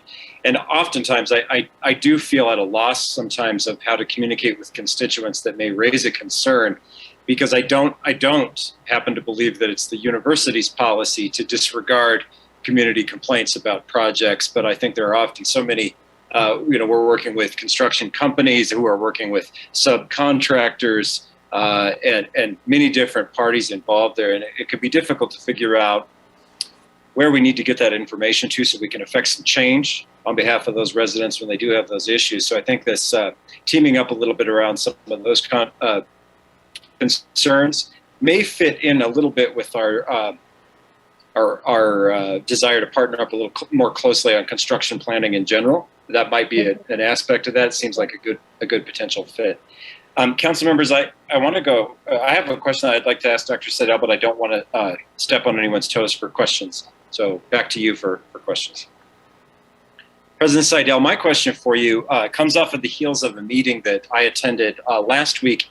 And what I'd like to ask you, to the extent that you feel comfortable answering, is what your plans or what the university's plans may be in terms of coordinating and working with our Albany County satellite campus for LCCC as we move forward, and how there may be some opportunities for partnership there between the two institutions. I know traditionally, and certainly I, as a student at one time, taking classes at the university and then occasionally at LCCC, and in other ways, there has been a partnership there. It seems like in the times that we're in Wyoming, that anytime we can team up to help lift each other up as organizations, institutions, and agencies is important, and never more important than it is right now. So I wonder if you might speak to a little bit about how the university and the LCCC branch campus here might be able to work together, and if you've had some thought towards that, if you wouldn't mind. Yeah, thanks, Mr. Mayor. So absolutely. So first, I'll just say generally with LCCC, we have very, very good dialogue regularly with Joe Schaefer, I'd say we've become friends. We see eye to eye on many things. They're one of the very strong partners in the Wyoming Innovation Partnership around entrepreneurship and around computing and other areas as well. I know that there are already very strong connections with the Albany campus with the College of Engineering, and so I'm very supportive of those and strengthening those as we can. So I just think, in fact, it was just Friday evening we had an event, the Latino Youth Conference, which was really quite impressive to me, by the way. I would just, maybe it's a small digression on that. I met with the leadership, Cecilia Aragon, who leads that program, and I was just blown away by the sustained effort over 2 decades to recruit Hispanic women, young girls from 5th grade to 12th grade, actually, to the university. And they had about 230 or so students that had been coming in over the weekend. And they have something like a 95% graduation rate for those that they recruit into the university, which is just astounding. So anyway, it's a model program. The reason I'm bringing this up is that Joe was there, as he is often over here. And so the personal relationships are very strong. So anyway, you will see more and more collaboration between us and Laramie County Community College and on a number of topics going forward. I really appreciate hearing that, and I think that's it's an incredibly important time to be focusing on those partnerships and strengthening them, and I'm pleased to hear about some of those that are in place. And we look forward to how that unfolds. Council members, I know that President Seidel referenced some other folks here that may want to add new things into the discussion and answer some questions. Do we have any more questions right now before we recognize some of the other guests? I don't see any. President Seidel, I did hear you reference that we had a couple of other folks here that we're going to add some components to the discussion. I don't know who those folks are and who you'd like to perhaps call on now. Well, thanks, Mr. Mayor. So in fact, I was just pointing out that we had others on the line with us in case there were other questions for them. I think they're Mary Ivanov, my Chief of Staff, Melanie Drever, who was helping with the presentation, and Kim Chestnut. I don't know of any others that are from the university in this group, but anyway, if any of you have anything to add, if the mayor would like, but I'm not sure if you do, so I don't want to put you on the spot. Nor do I. I just wanted to make sure, and I may not have heard that correctly earlier, if there was anyone in attendance here that had anything to add on top of any of the answers or discussions so far that we'd like to give them a chance. And I apologize for the confusion. Like I said, I do my best with the chairing of the meetings, and sometimes that's spotty. Our council members, Councilmember Gabriel. Thanks, Mayor. Just talking about LCCC, I attended L-Trip in Cheyenne, came over here in '72, got a job as the police dispatcher, and went to school, still here, have a lot of allegiance to the university, of course, in my endeavors here over the number of years. And I think we can all say it's been a little bit tough between UW and the city the last year or so. And I was just wondering, President Seidel, if perhaps you would embrace a kumbaya moment. And I wanted to make sure, I looked it up to make sure I knew what I was talking about. That says, moments of or efforts at harmony and unity. What do you think? Absolutely. Mr. Mayor, I'm sure you approve if I answer this question. I mean, you know, we're big organizations, and there are occasionally things we're not going to agree on. And so, but we work, I mean, by and large, I just find we have an absolutely terrific relationship. And so I'm committed to furthering that and to solving issues that come up that we may have a little more trouble with. But we're all in this together. So I'm really, really committed to working with the city for the betterment of the region. Thank you. Councilmember Gabriel, did you have a follow-up there? What a great note from one of the people we could describe as one of the voices of Wyoming, our own Councilmember Gabriel. People hear him all over the state. He's always has something good to say, like he did just then. Yeah, you know, if I can, let me just let me tag in on that comment, President Seidel, which is you're absolutely right to note we're two large organizations. We agree on a great deal. I would say the vast majority of efforts that we'd like to have in the community. When there are disagreements, we have to address them, and we follow the appropriate channels to do so. We can, if you're familiar with the term, everybody, we can compartmentalize those things when we need to, and there are other areas we can focus our efforts on.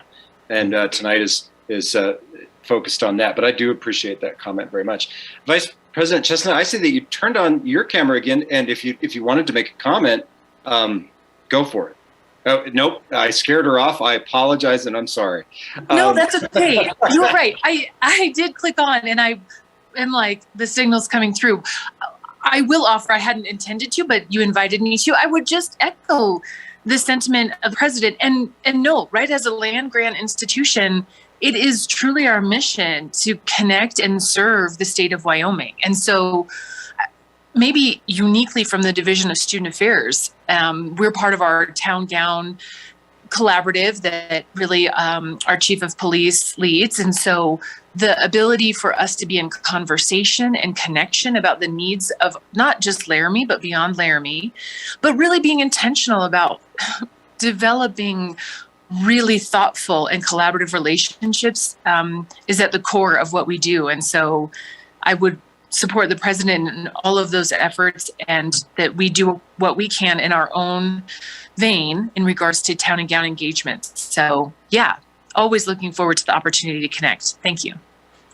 Well, thank you, and I apologize for putting you on the spot like that. That certainly wasn't my intention, but good comments nevertheless. Yes, I think the University of Wyoming and the City of Laramie do not see each other as agencies, organizations permanently locked in an adversarial relationship. In fact, the opposite. I think overall and in general, we do a lot together and work well together, and we will continue to do that. A lot of people across the state of Wyoming, certainly in Laramie, have good, positive feelings about the university, their experiences there, perhaps as students, and there's a lot of solid building blocks there. A lot of good friends I made there that I'm in touch with still. Some who don't live in Wyoming anymore, some who do, professors, some who still work there, some who don't. Good feelings. Council members, let's see if there's any other questions for anybody. This has been a good work session. I like the kind of general topic and tone of it. Not that my opinion or whether I like it or not really matters, but I will say that. We have anything else we want to ask? We do have the student government representatives, which I was trying to put at the front of the line earlier. Again, I'm sorry about that, but we do want to get to that portion of the work session too. But how about a last chance for questions for Dr. Vice President Vice President Chestnut, President Seidel, Mary Ivanov, Melanie, anybody? Okay. Well, let me just close with the usual and appropriate thank you very much for taking the time. And we appreciate how this has been a priority to meet and engage with City Council, either in small committees or with the full council on a regular basis. And we feel seen and heard. And we look forward to the next opportunity to meet and talk with you on some of the things that we visited about tonight.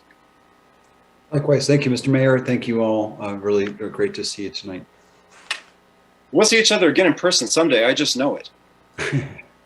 All right. Thank you, folks. Council members, are we comfortable with moving just right into the student representatives? Good. And President Seidel, I don't know if you plan on staying around for that part of it in case there's additional follow-up or anyone else, but please, of course, do so and raise your hand. I'm happy to. Thank you. Yeah, and raise your hand, turn on your camera, however you want to participate in the discussion if you feel like you'd like to. So we'll, Councilmember Harrington, yeah. Mr. Mayor, if I'm not mistaken, we need to go to public comment on the work session. You're absolutely right, and I count on you folks to always remind me. Let's have a public comment period for anything at this point in time that was discussed. Hands, looking for hands. I do see a hand raised by Judy Snoke, who would welcome to the meeting and provide the floor. Go right ahead and welcome again. Thank you very much for allowing me to speak. And of course, I have a question. This is probably for Dr. Mai and Dr. Seidel, but one of the things that concerns me is the limit of access for disabled folks to get into, in particular, the Geology Museum, the Wyoming Geological Survey, and other buildings that are adjacent to Lewis Street, which will obviously, those will be gone.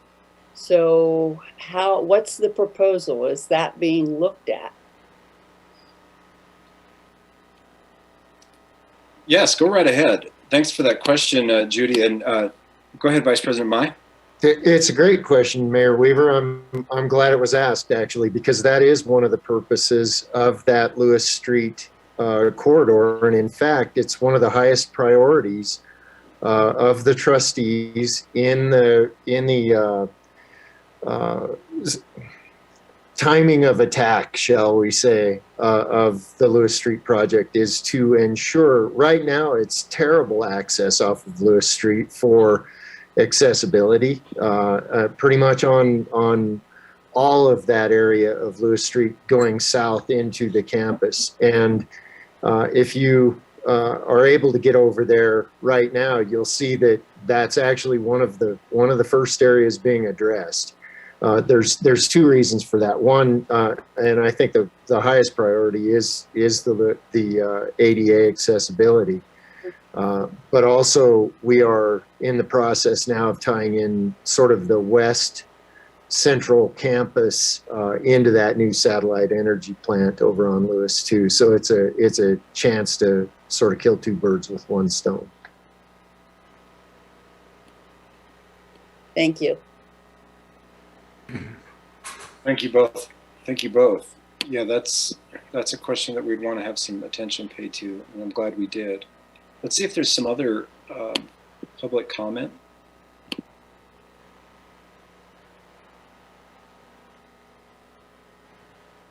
I don't see any hands popping up, council members and UW guests. I'll give it just a minute. I don't like to breeze through public comment too quickly, because sometimes it takes folks a minute to indicate through the program that they'd like to speak.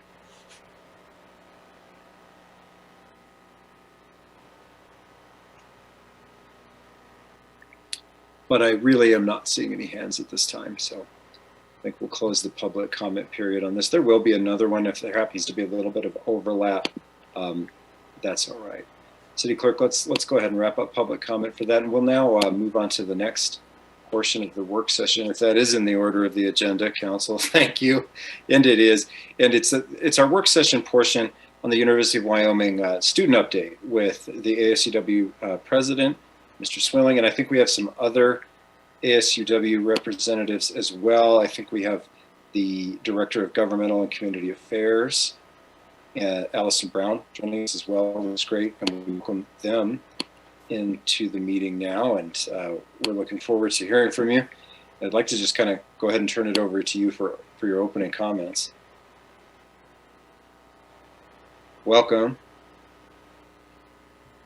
We're really glad to see you. So yeah, go ahead with whatever opening comments you might have. I can't quite hear you, so you might be muted. Yeah, we're gonna go ahead and share a screen, Mr. Mayor, if that's okay. Yes, that is all right, and I think the city clerk can help coordinate that. Yeah, great. Perfect. Thank you so much for having us today. So as you're all aware, we are the representatives of the Associated Students of the University of Wyoming. I am the president, Hunter Swilling. My name is Allison Brown, as is introduced. I'm our Director of Governmental and Community Affairs. Yeah, Allison joins you all every single week, so she's well versed in sort of the issues that the City Council has been dealing with. So I'm happy to have her assistance here today. Hats off to you for doing that, Director Brown. Wow. Yep, every single one, the whole time. It's a great time. All right. Oh, did it work? Spacebar. Yeah. Oh, perfect. Yeah, so just a brief roadmap of some of the issues we're going to be covering today. First of all, we're aware, city councilors and everyone in attendance might not be aware of what ASUW or the University of Wyoming student government is. We're going to go over that. And then we really want to take our time today to make the council and members of the public aware of some of the issues facing students at the University of Wyoming. Some of those being mentioned already, food security initiatives, COVID-19, mental health initiatives, as well as other areas that we look forward to working with City Council on. Yep. So ASUW. ASUW is the student government here at the University of Wyoming, and our mission is to serve our fellow students in the best manner possible. We do that through accurate representation, professional interaction with the various aspects of UW, and responsible, effective leadership. Every single year, we have elections for all of our senators, of which there are 32, and and the president and vice president. So I'm the president. I'm Hunter Swilling. I'm a junior, double majoring in physiology and molecular biology. I'm actually from Wyoming. I was born here in Laramie, Wyoming, and then I moved over to Cheyenne for much of my youth. And now I am back here in my hometown where I was born. And then we also have a judicial branch, executive branch, and legislative branch. And collectively, we levy a student fee and use that money to advocate for certain programs that we think are beneficial for students, and also work with the Board of Trustees and administration to make sure that student voice is represented when all of the important decisions are being made. For example, I sit on the Board of Trustees as an ex officio member, which is a great honor. And I am, able to voice all of the opinions of students. We conduct surveys of students, et cetera, et cetera. Okay.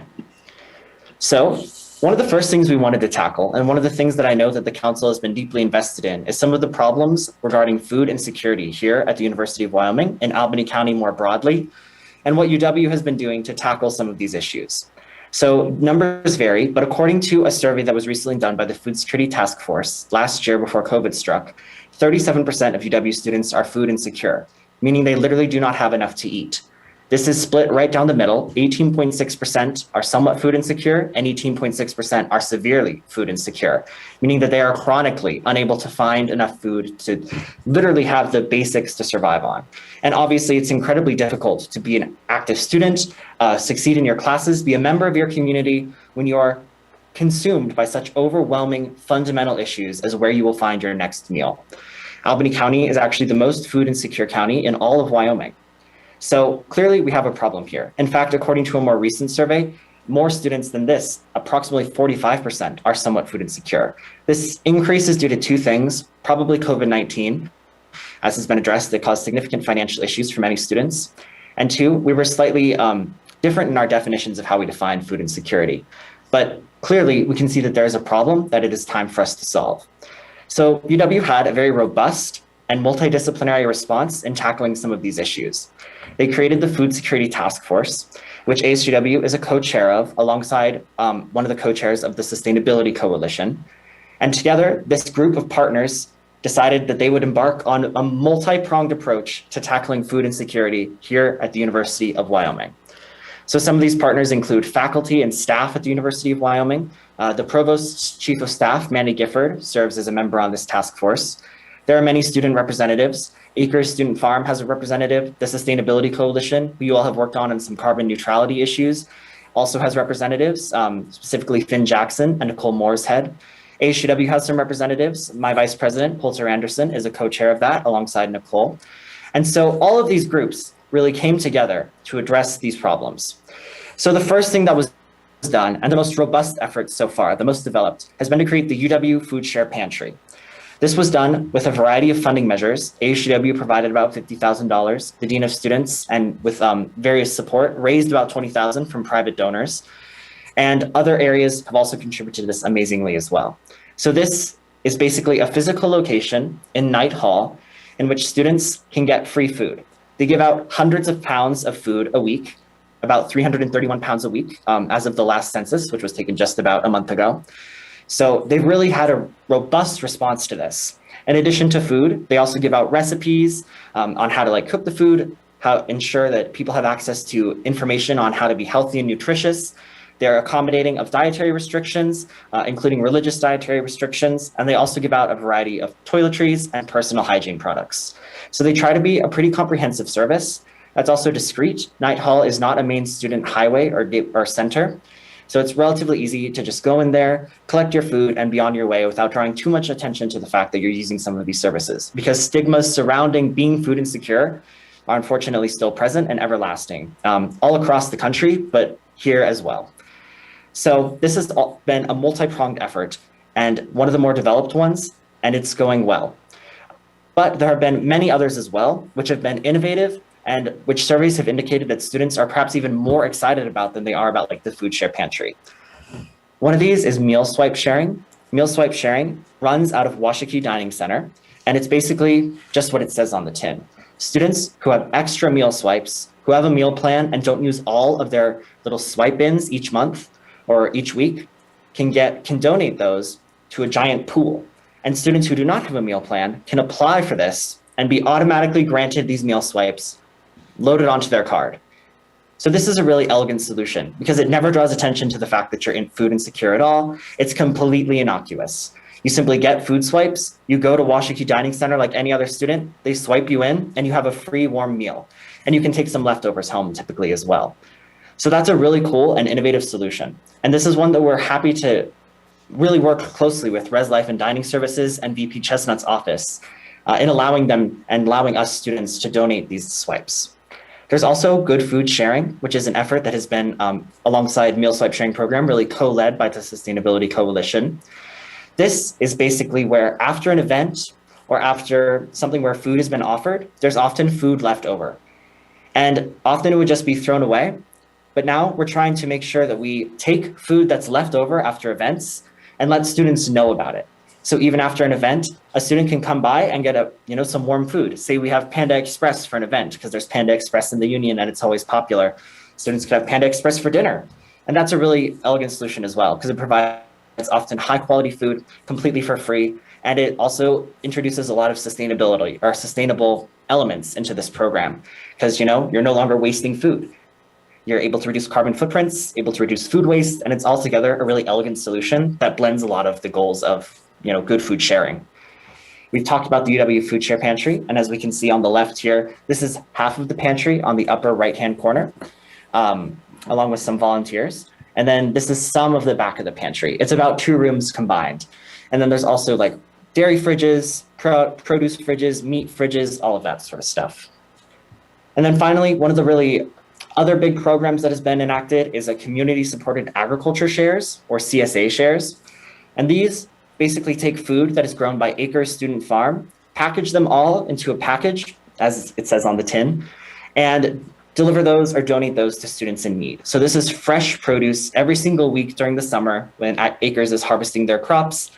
And it's a really, you know, high nutrition, free way of delivering sustainably grown agriculture because Acres Student Farm always tries to grow sustainably and supports, you know, local growers, local agriculture students, ensures that they have like actively putting into place some of the things that they have learned. So that's a really fascinating and incredible measure as well. Despite all of these measures, long-term problems still persist. In the long term, the stigma surrounding being food insecure is still something that we are trying to tackle.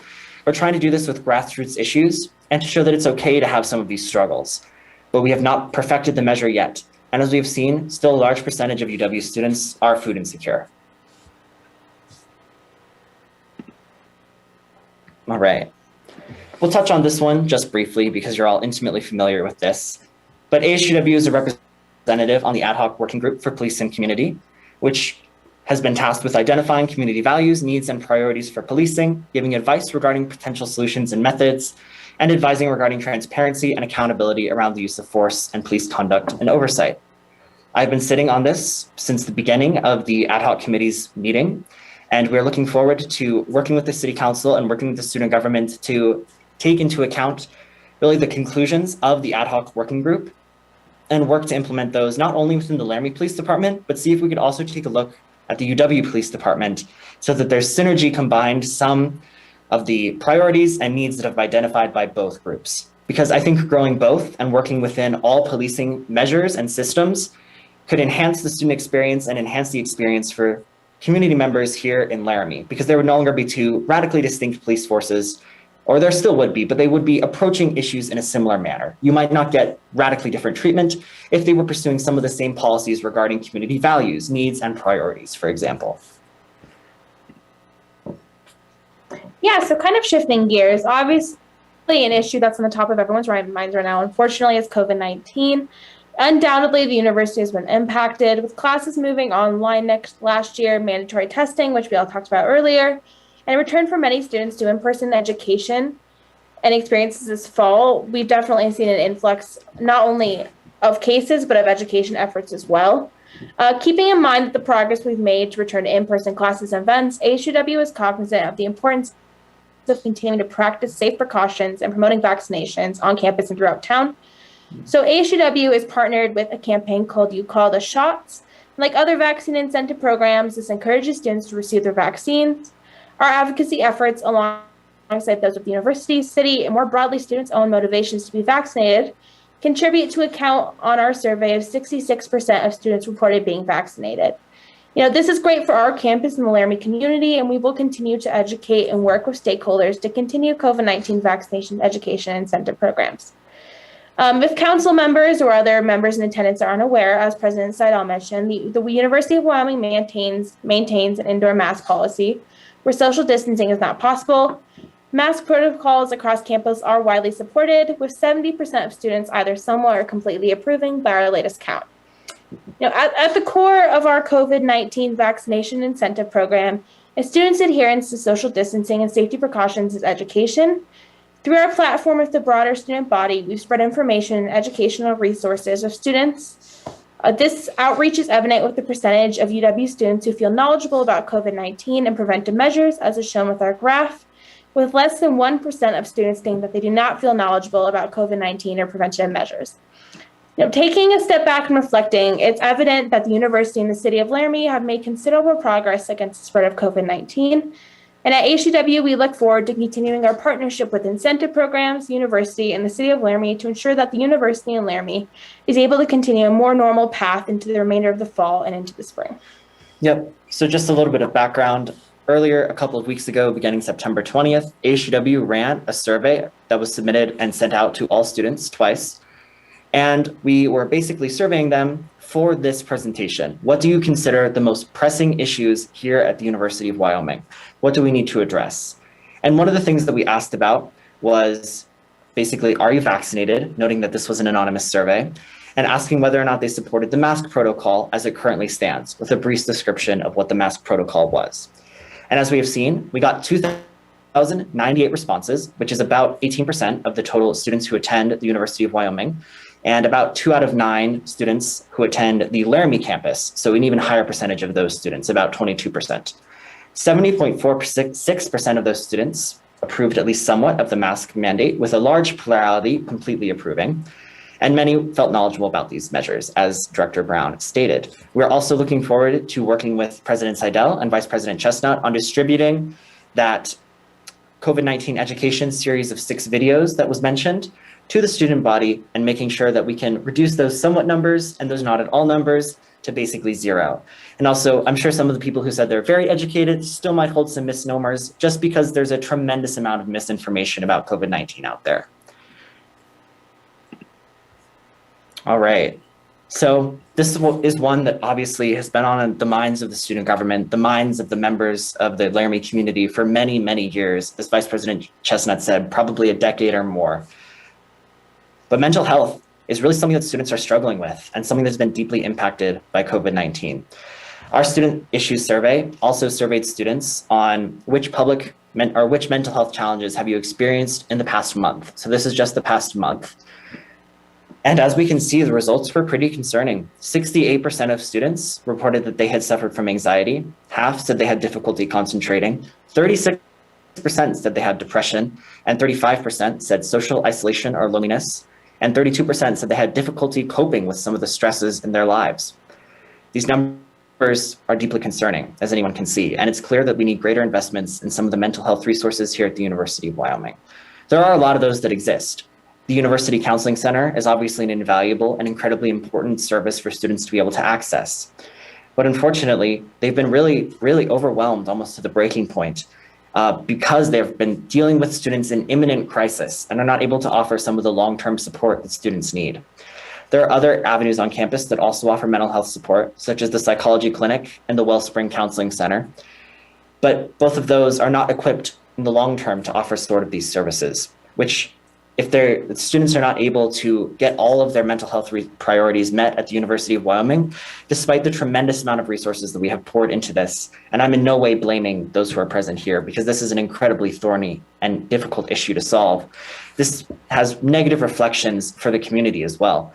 Some students might turn to private doctors or therapists, which can lead to long wait times or drive up costs for other Laramie residents, including students themselves, which can be detrimental. And also, obviously, a depressed or not particularly engaged student body is not good for the overall well-being of the town. So HCW has been working as much as we can to try and support some of these efforts. We've had public platforms promoting mental health awareness and resources. President Seidel last spring participated in our Mental Health Awareness Week, as did a whole bunch of other people, including Vice President Chestnut, Dean O'Neill, many, many others, to try and normalize the fact that it's okay to not be okay. It's okay to seek these help and these resources when you feel that you need to. So sort of trying to destigmatize the conversations around mental health. We have not been unsuccessful, but it's clear that there is much work that needs to be done.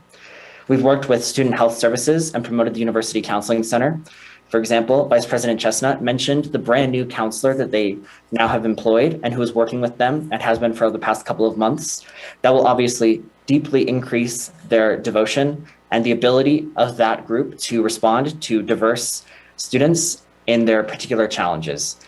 And additionally, another counselor also helps with the total load of the University Counseling Center.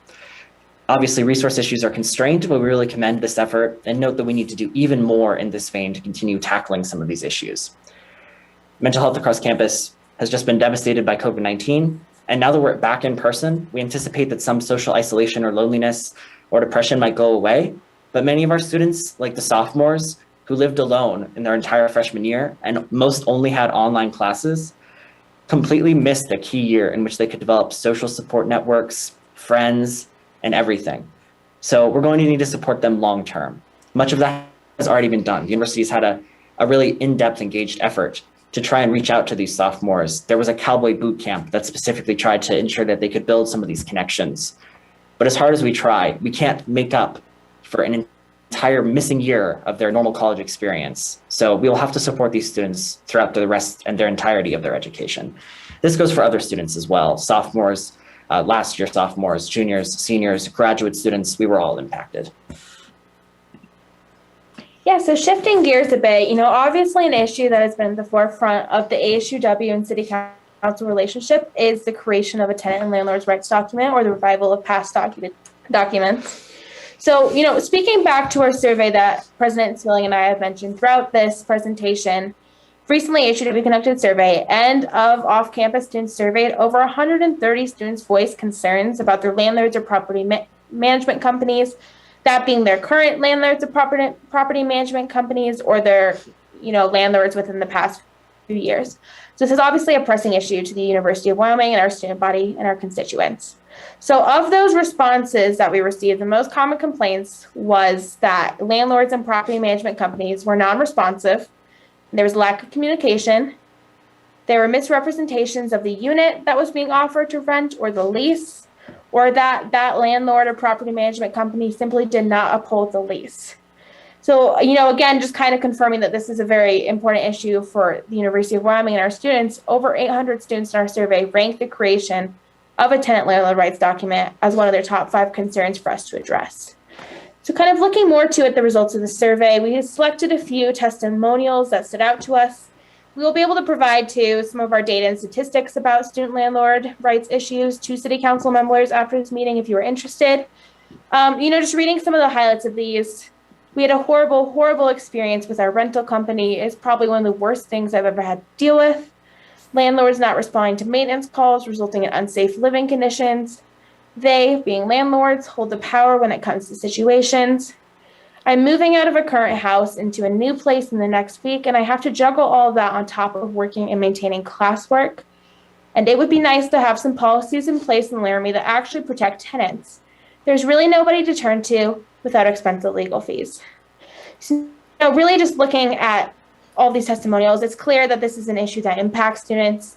On top of that, as one of these quotes mentions, this is another issue that students have to deal with and on top of their classwork and other mental health issues. So creating a rights document is something that ASUW and our administration in particular is deeply vested in really bringing this project across the finish line of City Council. Yep, as I'm sure you're all aware, there's a deep history here at Laramie in dealing with landlord and tenant right issues. So we just want to emphasize that it is really a problem for many students. Our survey indicated that over 3/4 of students are renters. And of those students who are renters, over 50% do not rent from the university. They rent privately, either from a private conglomeration or from an individual landlord, meaning that an incredible number of students, maybe as many as 4,000 to 5,000, are really deeply impacted by issues that the City Council votes on, discusses every single day. There were many solutions that have been proposed throughout my time in ASUW, potentially including annual municipal inspections of rental properties or creating rental property standards in Laramie. I think all of this has been discussed by the City Council before, but we welcome any efforts to re-engage in some of these discussions in the future. Now, knowing that the situation has been radically changed by COVID-19, our survey indicated that over 40% of students suffered severe financial consequences as a result of the pandemic, and many said that they were no longer able to pay the rents in a sufficient or on-timely manner as they were once able to. So COVID-19 has exacerbated issues already surrounding COVID or landlord-tenant right issues. And additionally, it has created new issues in the future, or that must be tackled and dealt with in the future. We have done quite a bit of survey analysis regarding all of the feedback and commentary that were given to us. Over 100 pages of comments were left by our survey. So this is an issue that students deeply care about. And we would be happy to provide any of that to the city council if they so wish. We can distribute it out to you all after this meeting if desired. All right. So sort of moving to the end of part of our presentation now, just looking to collaboration between UW and the Laramie community, which has been a theme throughout the night, noting that they're integral parts of one another. UW owns over 1/3 of municipal property here in Laramie, and about a third of students, about a third of the population are students, in addition to faculty and staff, who are about another 5,000 people, give or take a couple hundred in any given year. So an incredible amount of Laramie is impacted by the college. So it's crucial that we have a working relationship that's beneficial for both parties. So ASUW is looking to continue and expand our joint work for the betterment of UW students and the broader Laramie community alike. And we're looking to grow our areas of collaboration in financial challenges, in COVID-19 vaccination rates, ongoing housing and parking issues, as we have all seen in the past. For example, the You Call the Shots campaign, ASUW has contributed to that. We've tabled for that with students. The very first person to win one of the grand prizes was a student. And in addition, ASUW has also helped spearhead a private UW-based COVID-19 vaccination campaign. ASUW donated about $500 for parking passes, some AirPods, and I actually have dinner bi-weekly with the provost as part of a vaccine incentive dinner. So multi-pronged efforts here, both UW and ASUW trying to do some efforts on ourselves to get students to be vaccinated, bring up the vaccination rates that way, and also work with the community. I think this is a good working model in which we can better our relationship and ensure that we're best serving both of our unique constituencies. All right. This is our contact information. We can be emailed at any point. And also you can find our phone numbers on the University of Wyoming ASUW webpage. This is the last question. All right, perfect. I think we would now be open to questions, comments, if there are any. I'm sure there will be, and thank you for that presentation across a lot of issues. I want to say that I'm really impressed with the attention towards the destigmatization around food insecurity issues and how that's clearly been a focus with some of the programs and projects that you've put in place. Knowing a little bit about that topic as a social issue, that's incredibly important, and it emerges as a barrier that's frequently encountered in finding solutions is the stigma attached with food insecurity, along with other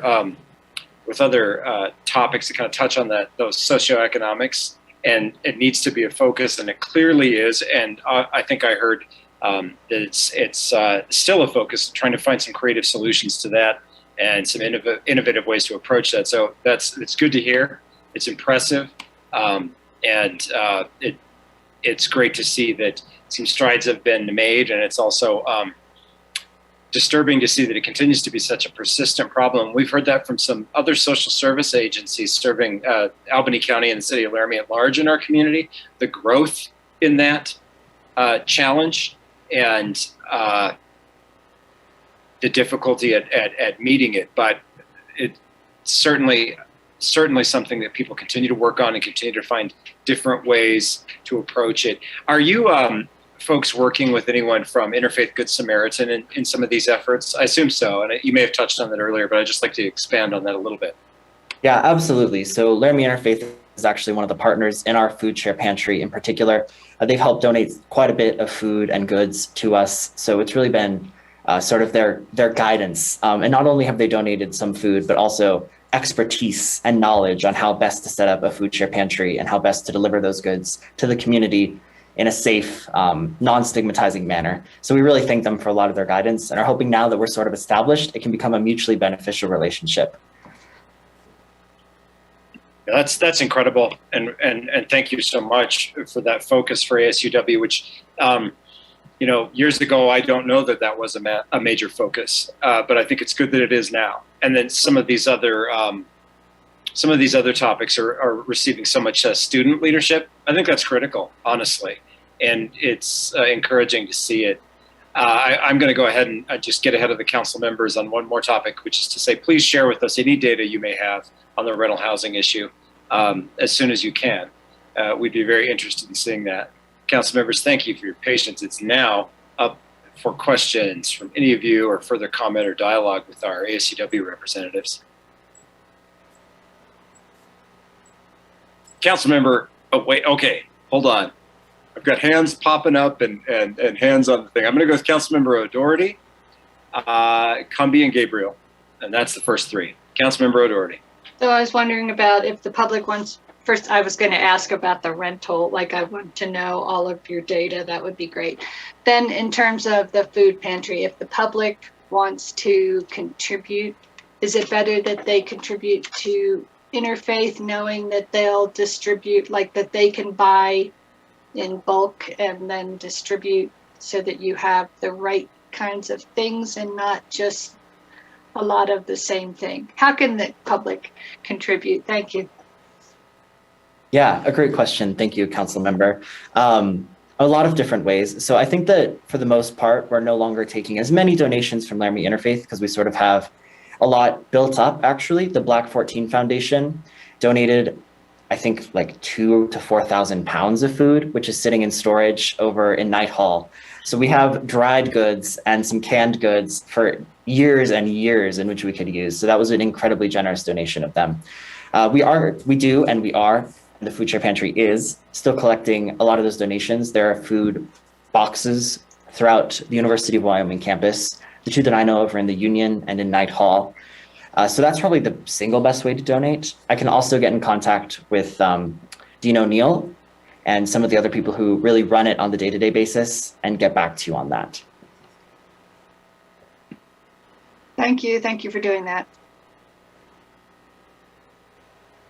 All right, thanks. Councilmember Cumbie. Thank you, Mr. Mayor. And thank you, Hunter and Allison, for just a very professional, in-depth, informative, well-articulated presentation. And I just want to say, President Seidel, you must be very proud at this moment of these two students. And students do make up a large portion of Laramie's population, and you alluded to maybe about a third.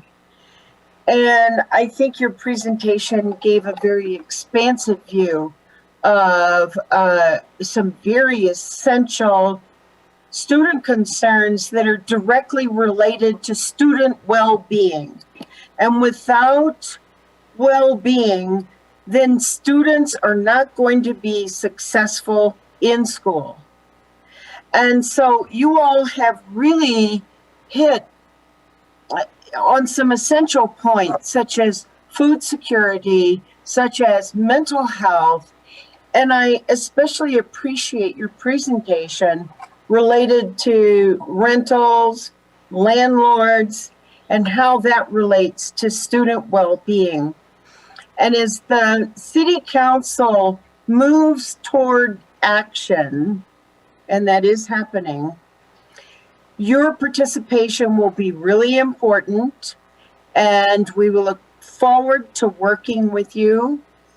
And I think that the work you have done will be an important framework and structure for the work we now have to do. And I thank you very much for that. Thank you. Thank you, Councilmember Cumbie. I would echo a lot of those sentiments. We look forward to working with you as well, very closely on these issues in any capacity that you would have us. Another random thought that just entered my mind, there's a student legal services attorney who's a full attorney who offers free legal services to students. And he has reported that the majority of his time by far is consumed with landlord lease issues and advising students on how to deal with that. He's not able to represent students, but he does give free advice. So it's clearly something that students do have a problem with and need legal assistance with even, so. Yes. Thank you, Hunter. Thank you, Councilmember Cumbie, for those questions and comments. And I'm going to go to Councilmember Gabriel. Thank you for waiting and your patience. Councilmember Gabriel, it's yours. Thanks, Mayor. I would just echo Councilor Cumbie's comments about the presentation tonight. Excellent job. Society is going to be in great hands with you two moving forward, no doubt. just a couple of things. I work here in Night Hall, so I went down the hall the other day and saw that big room full of some canned goods and so on. So I know exactly what you're talking about. I was going to ask you a little bit about Soup Kitchen. There's First Baptist Church provides a free dinner on Sunday for those that can't get to the Soup Kitchen. Of course, that's closed on the weekends. But are you guys working with Soup Kitchen and First Baptist Church? Yeah, so there's no formal relationship between the two of us that I'm aware of. I could potentially be wrong, but I don't believe there is. However, the UW Food Share Pantry does offer other areas in which students and others, because the Food Share Pantry isn't just for students, it's also open to staff and faculty, could further meet some of these food insecurity issues. So they can refer them to Laramie Interfaith. The Soup Kitchen, I know, is on some of the resource sheets, and the volunteers are trained to be able to talk about it and know some of the services that they offer. So there is some synergy there, but no formal relationship that I'm aware of. Great, thank you. And then just a brief question about tenant and landlord rights document. Are you guys, do you have something in mind right now for maybe what other communities have put in place, or is this something that would be formulated between the parties? Yeah, so I guess two separate answers to your question. This is first something that ASUW and the university more broadly has been working on, if not exactly a document, then at least in some vein of being aware of this issue for many, many years, as has the city council as well. ASUW in 2019, for example, came before you all and spoke in support, I believe, of a resolution to establish a committee regarding some questions regarding landlord rights issues. I believe it failed 5-4, but you know, we are committed to continuing some of those efforts in the future. So first, there are similar documents throughout the country, throughout the state, through some of our peer communities that we can look at as guiding examples. But we didn't want to come forward and just give you this is what we want exactly to the letter. We want this to be a community collaborative process as we engage in some of these really Laramie specific thoughts and ideas so that it can be precisely calibrated and tuned to our community and addressing some of the issues in our community. So that would be our real hope in establishing this document, that we have guiding examples from other communities, but that it's precisely calibrated for us through a collaborative, democratic, participatory process. Great. Thank you both. Councilmember Schmeckel. Hi there. Thank you, Mayor. Again, great presentation. Very thankful to have both of you here this evening to speak with us. I kind of want to build upon what Councilmember Gabriel just asked here and your answer to it. I feel like this is a large enough problem that we should be taking multiple solution tracks rather than just the one. Is there a capacity within ASUW to help? I don't know if this is bringing in, a panel to speak to the freshman students when they're still in the dorms towards the end of that freshman year as they're contemplating not living in the dorms the next year, to speak in mass to that legal guidance that you have on campus, or to bring in a panel of landlords that represent university or Laramie landlords, including the university, to kind of talk about what that relationship might be. And if there's multiple tracks that we can take to educate this so that students aren't put in this situation in the beginning. Yeah, absolutely. I always believe that a multi-pronged approach is the best approach because you're able to tackle not only the various causes, not only the various symptoms of the problem, but also hopefully the root causes through at least some of those approaches. So both of those suggestions are something that ASUW would have the capacity to take on and would be happy to work sort of in conjunction with. It would take some wrangling, for example, to find landlords willing to sort of participate in a panel, I presume. But I know that at least a few landlords are like UW faculty. For example, my landlord is Professor Danofsky, a UW physics professor. And I suppose I could ask him if he'd be willing to participate. He's always been nice to me. So yeah, I think we would have the capacity to pursue multiple different approaches on this effort and would more than welcome that approach. Yeah, for sure. Building on President Swilling's statement earlier as well, we're really looking to work with city council and different community stakeholders in this process.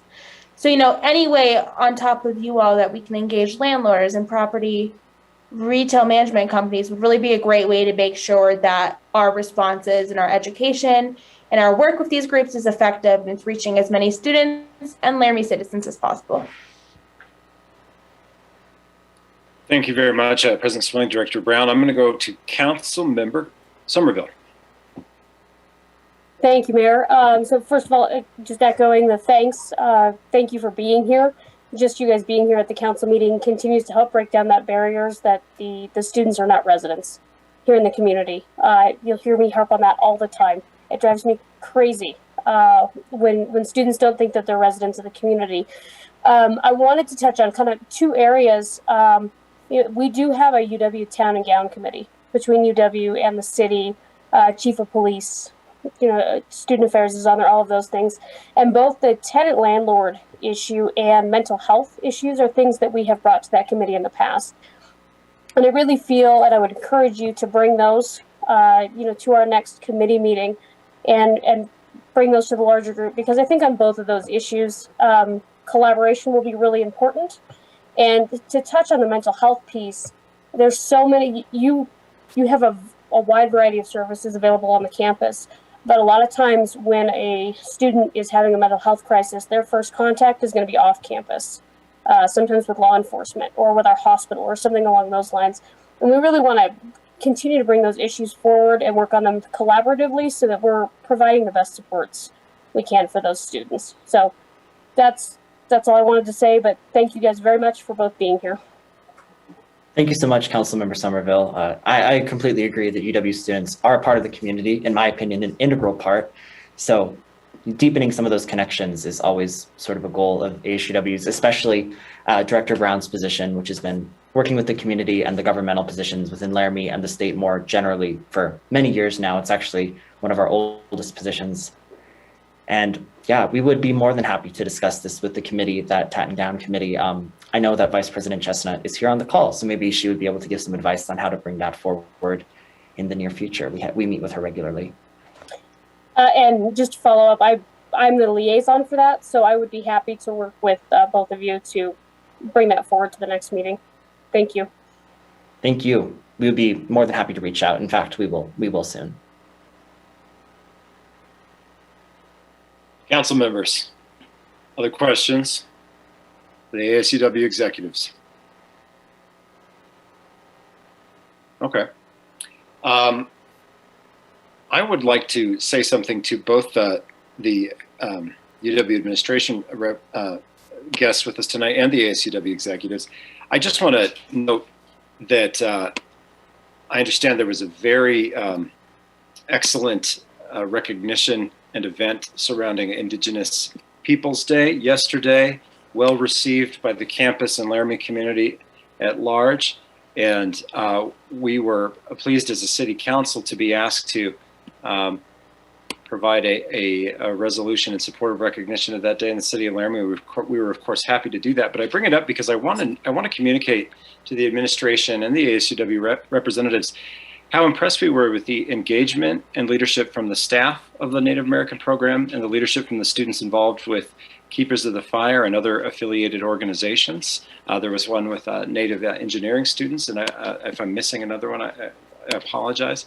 But it was very, very good for our council to be able to engage and work with those staff members and those students around that resolution and that recognition. We were very pleased to be able to do that. And I just wanted to remark on that to our admin folks and our ASUW leaders here just briefly about that. And I'm sure you're all well aware of the many merits of those individuals, but now we have some insight to that as well. And it was excellent for us to be able to be a small part of that. Other questions or comments for our guests here tonight? I'll make one last comment for the ASUW leaders. It's not only important for you to be involved, it's going to be absolutely critical for us to be able to count on your engagement and leadership on a number of the issues that we talked about tonight. The rental housing issue, the mental health and the food insecurity issues, probably most notable and that we've spent the most time on, as well as the future efforts against COVID. Absolutely critical. It exceeds importance. It's critical. And beyond that, I would just say, again, we're very grateful to be able to meet with UW admin, student leaders, and talk about all these topics tonight. I've been keeping some notes. The meeting and the discussion is good.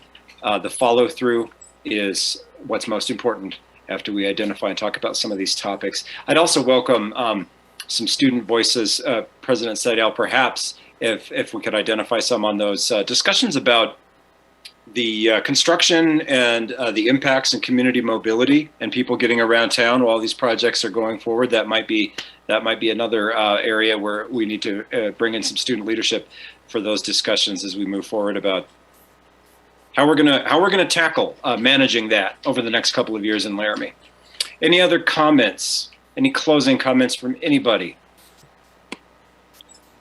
Okay, I'm gonna go to the public for any comments on that last part of the work session here.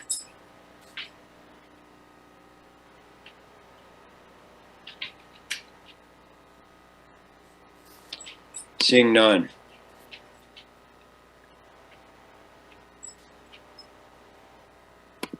Close the public comment period. And with a thank you to everyone who did this evening, we'll close this portion of the work session. So much. Stay in touch. Follow up. There's a number of things that we have to tell the schools about. I think that's sure. All right. So members, let's go to the standard portions of work sessions, and let's go to our city council updates and council comments. Anybody's welcome to stick around. I don't know why you would, unless you're Director Brown and you're cursed with joining us for each and every meeting to hear what we talk about.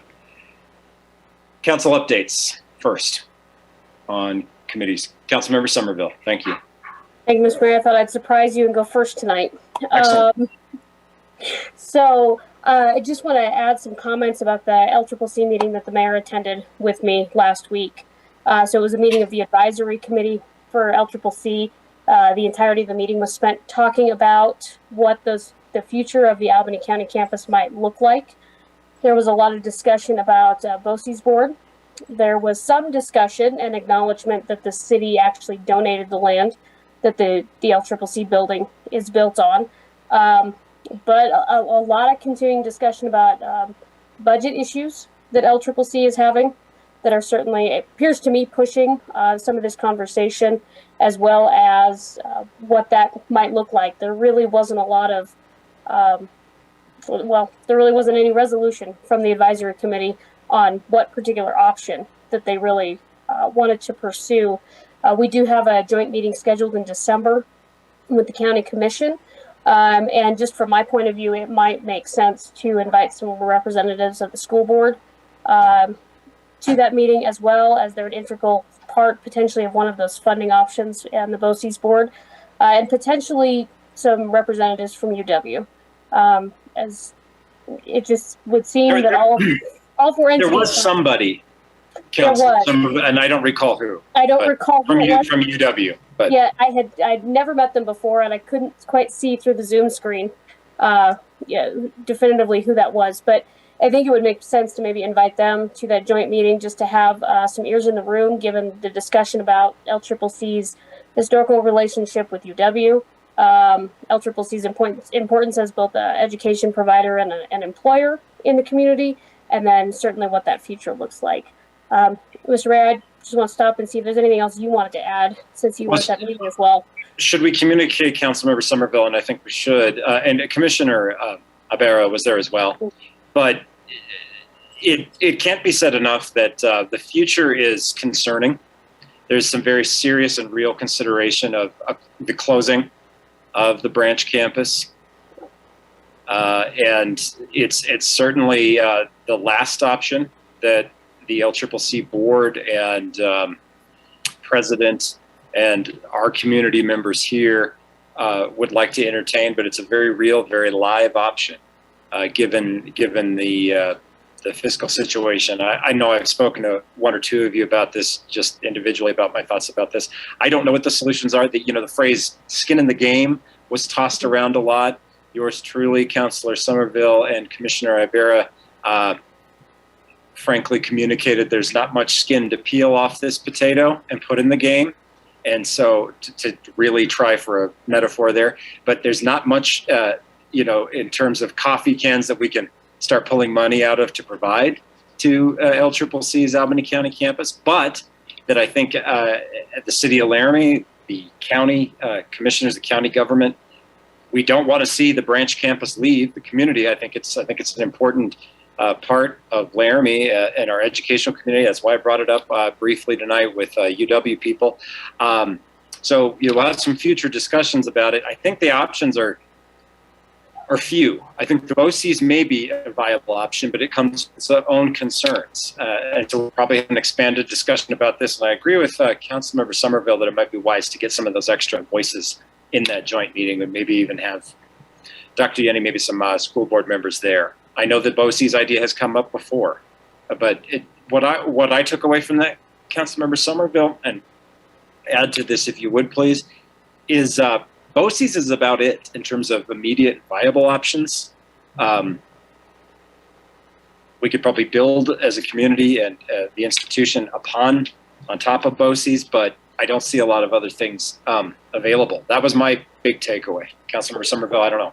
Yeah, Mayor, that's I would agree with that. I would say short of the city and or the county being able to donate a large amount of yearly funding that they could depend on, BOCES appears to be the quickest option. Everything else, whether it's a community college district or annexation into Laramie County's district, requires a vote. That's a long time. That's a long discussion. And it certainly appears to me that we're not necessarily going to have a few years to sort this out. This is more of an immediate issue that has emerged. And there's a lot of factors, and I'm sure that they will go over all of that information when they come in December between enrollment, shifting climate, relationships, just in terms of community college students. That's certainly a factor. But it's definitely an issue that we have few options for. Yeah, I think my second read on that is if we have a role to play as the city council and the city government, it's to gauge what you feel your constituents may think about this. Maybe reach out to them.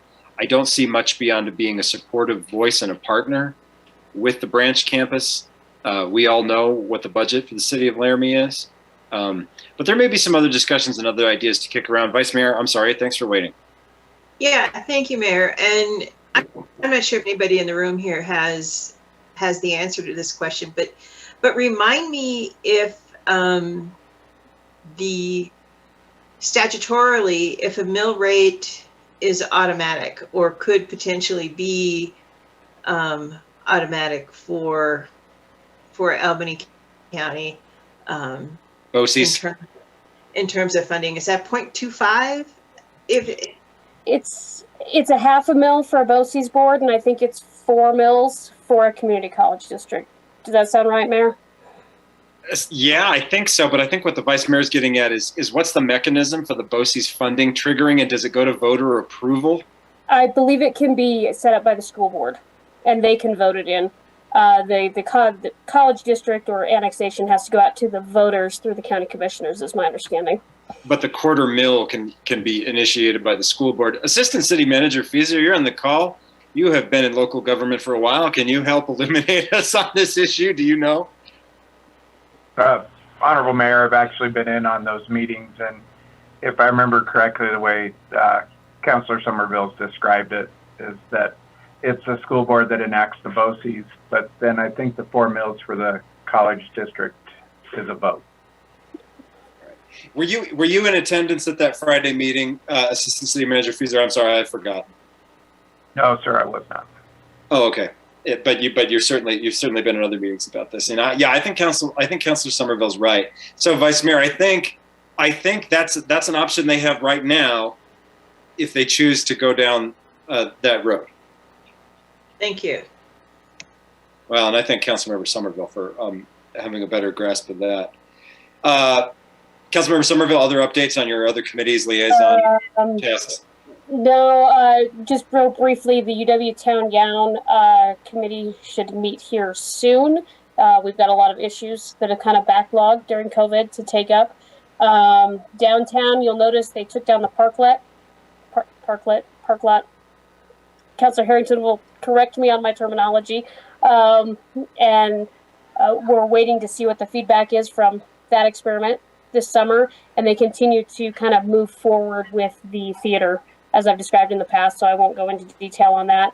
And Mayor, that's all I can think of tonight. Yeah, they got a lot of stuff going on, but it's kind of, we'll hear more about it later. That theater is going to be a big thing. Again, I don't know what the city's direct role is going to be. Other council members ready for their committee and liaison updates? Councilmember Harrington.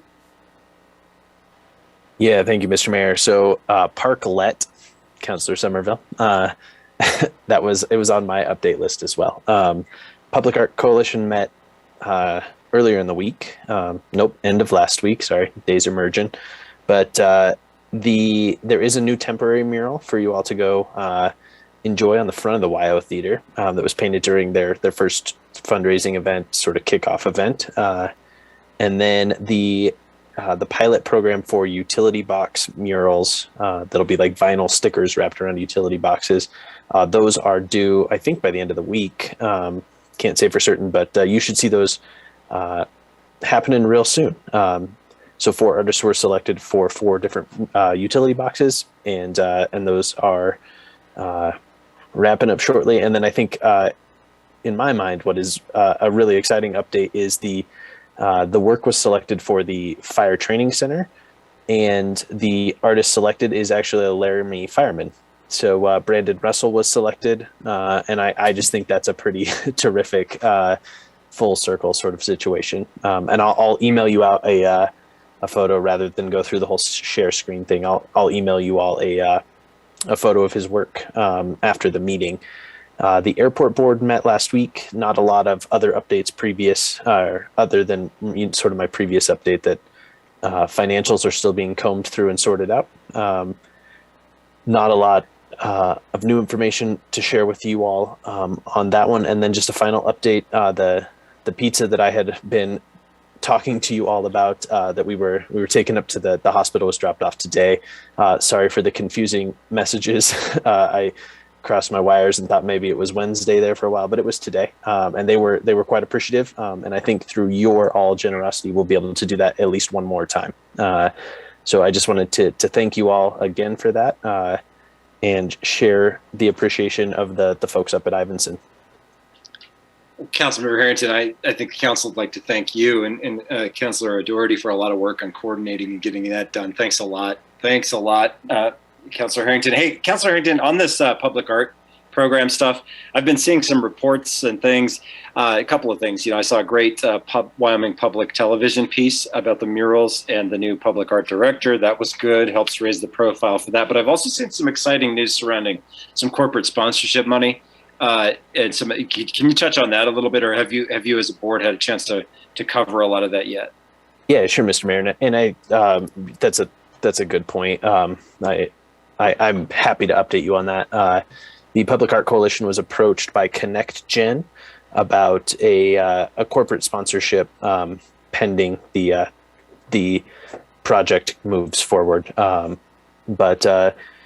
They've decided to a press release has been issued for it. They're looking at sponsoring really the director right now is part-time. They're really looking to sponsor her position into a full-time position for 5 years. So a significant contribution to the Public Art Coalition that should free up a considerable amount of current funds as well to more public art, which from where we're sitting is really great because the Public Art Coalition does a significant amount of the heavy lifting on public art programs for the city of Laramie.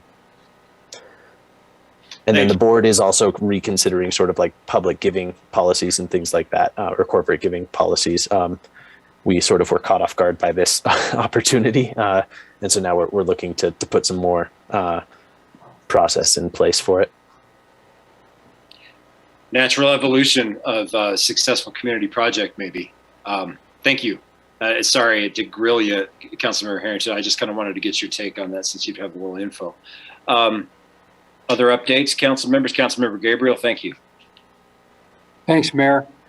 Talking about the parklet, I happened to be downtown in, I think it was August when it was being put up. And I talked to the 2 people that were instrumental in the design. And then last week, I happened to be passing by, and Director Teeny was disassembling because of the winter months, and he said it wasn't conducive to plowing downtown, so it's been taken down. And so I saw the beginning and the end of it for the season anyway.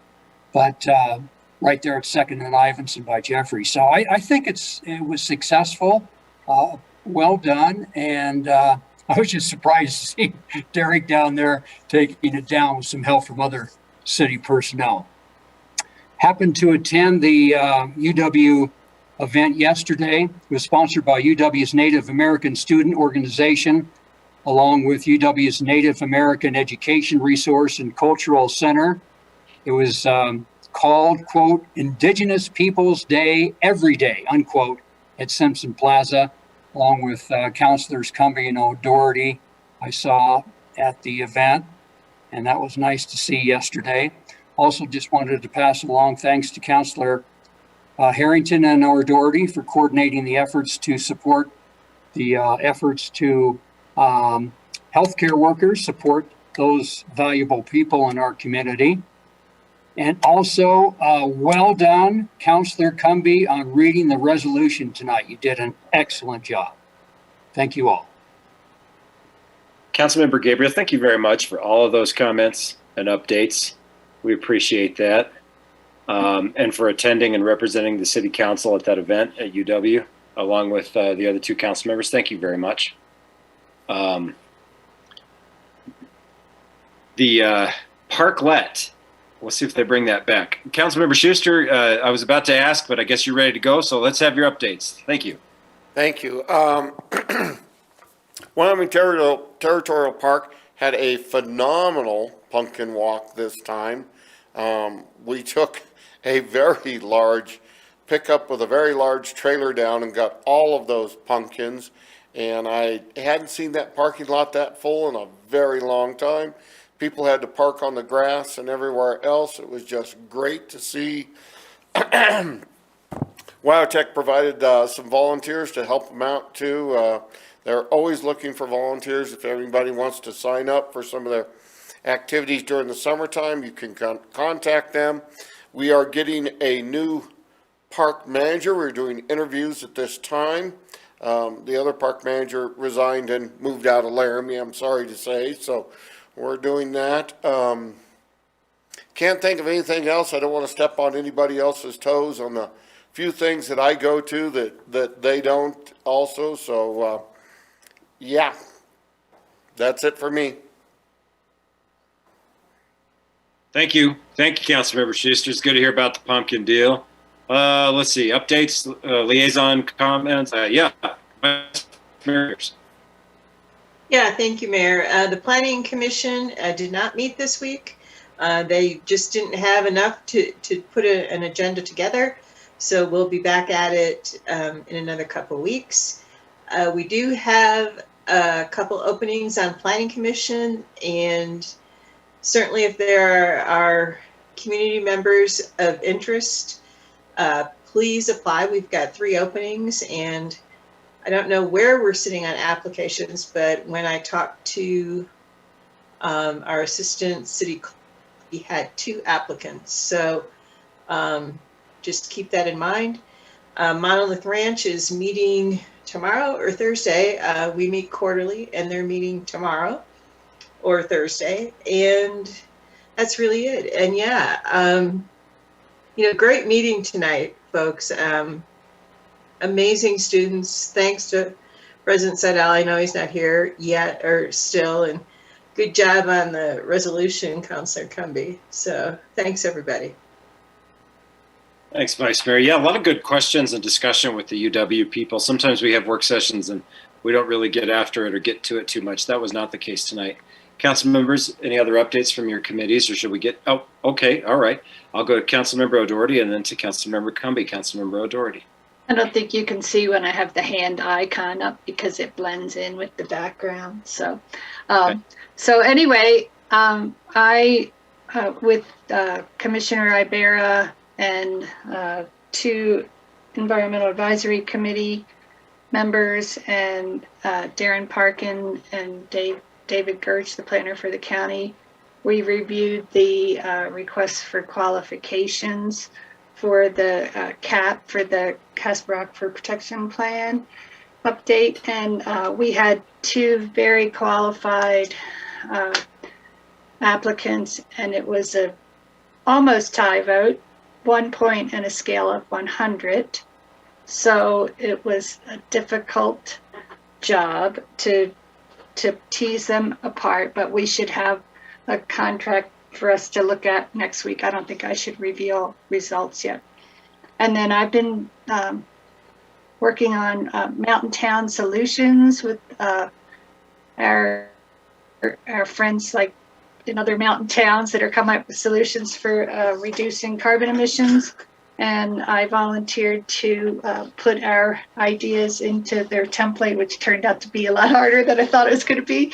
But I'm getting there, and I'll be working with Councillor Harrington and Monica Leininger and Darren and Janine to ask them to check my work and submit that. And what they're doing is gathering all these solutions from mountain towns all over the West.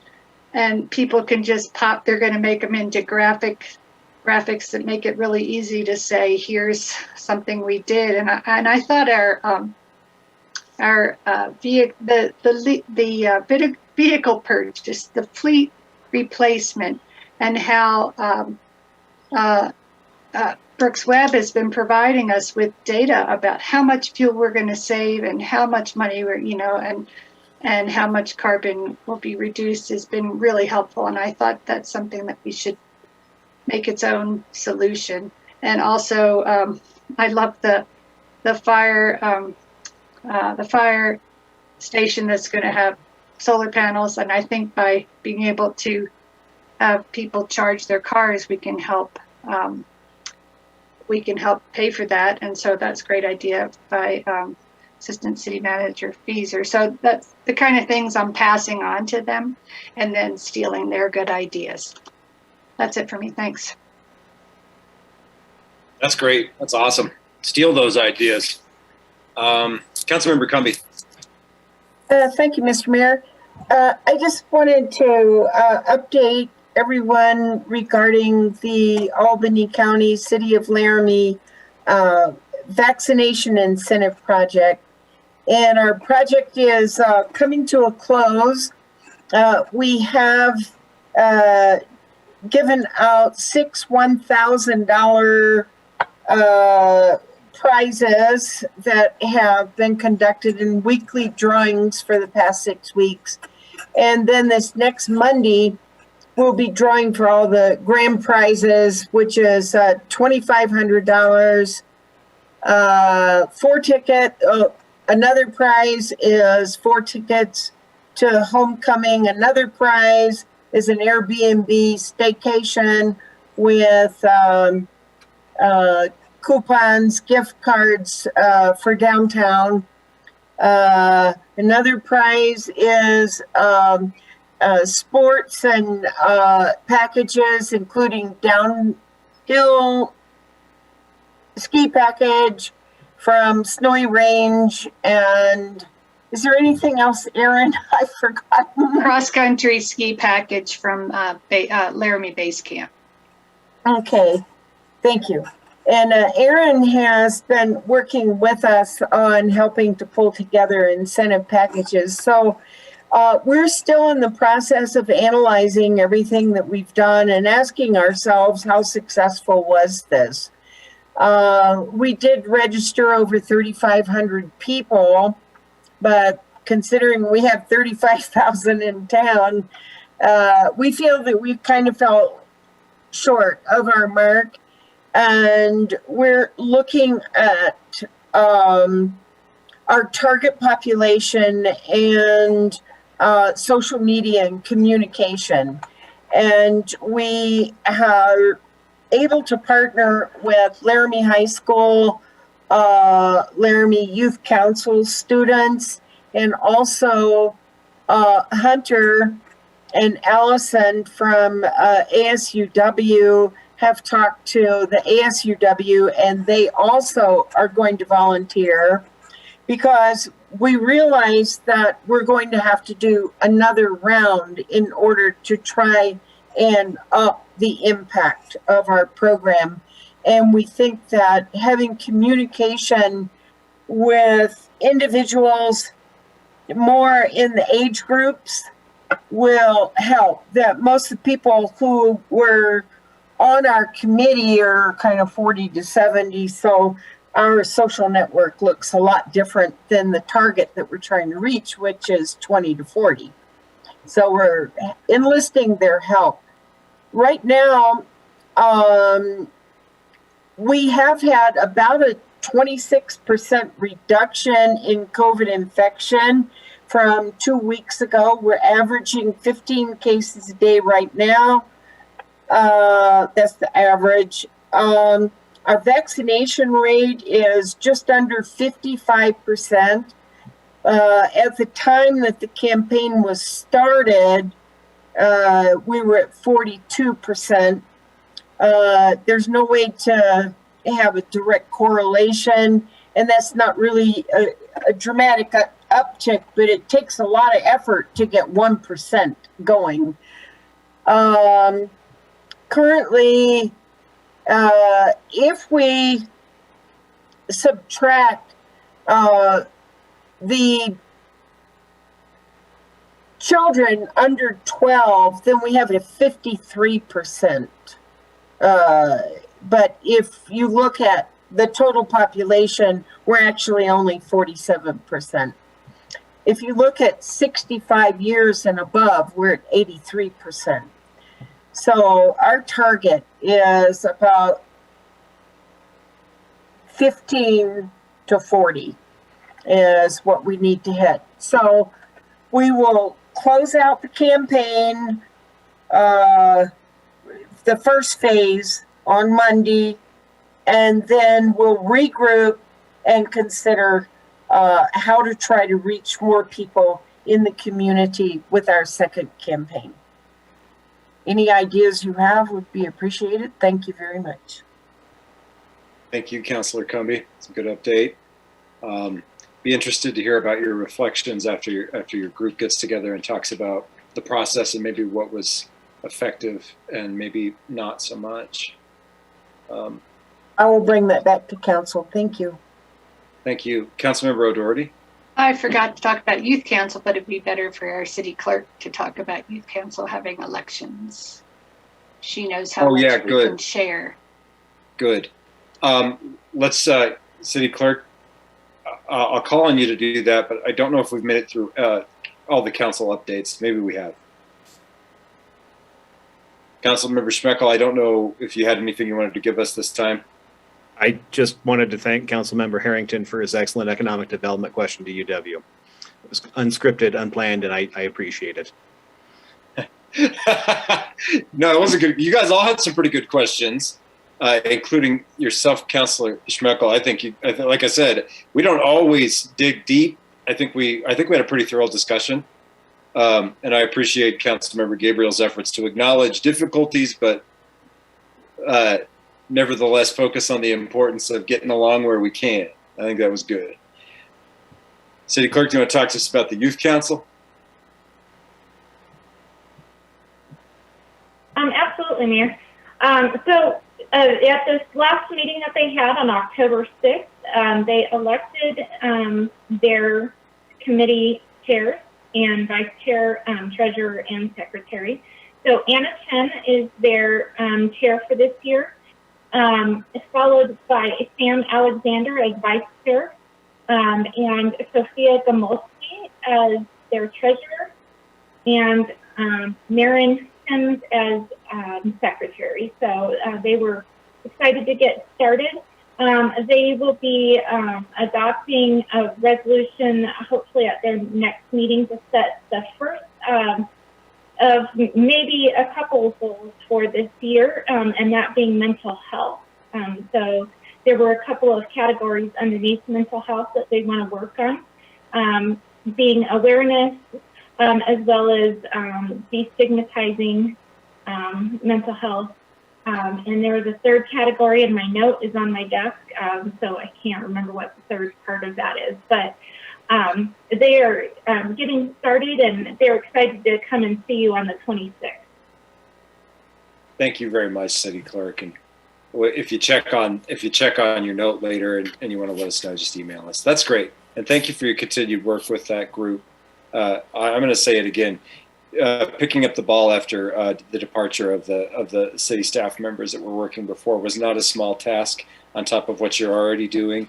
So I'm going to continue to thank you for doing that, because we care about that youth council, but it takes a staff person that's really focused and interested in doing it. So we really, really appreciate it.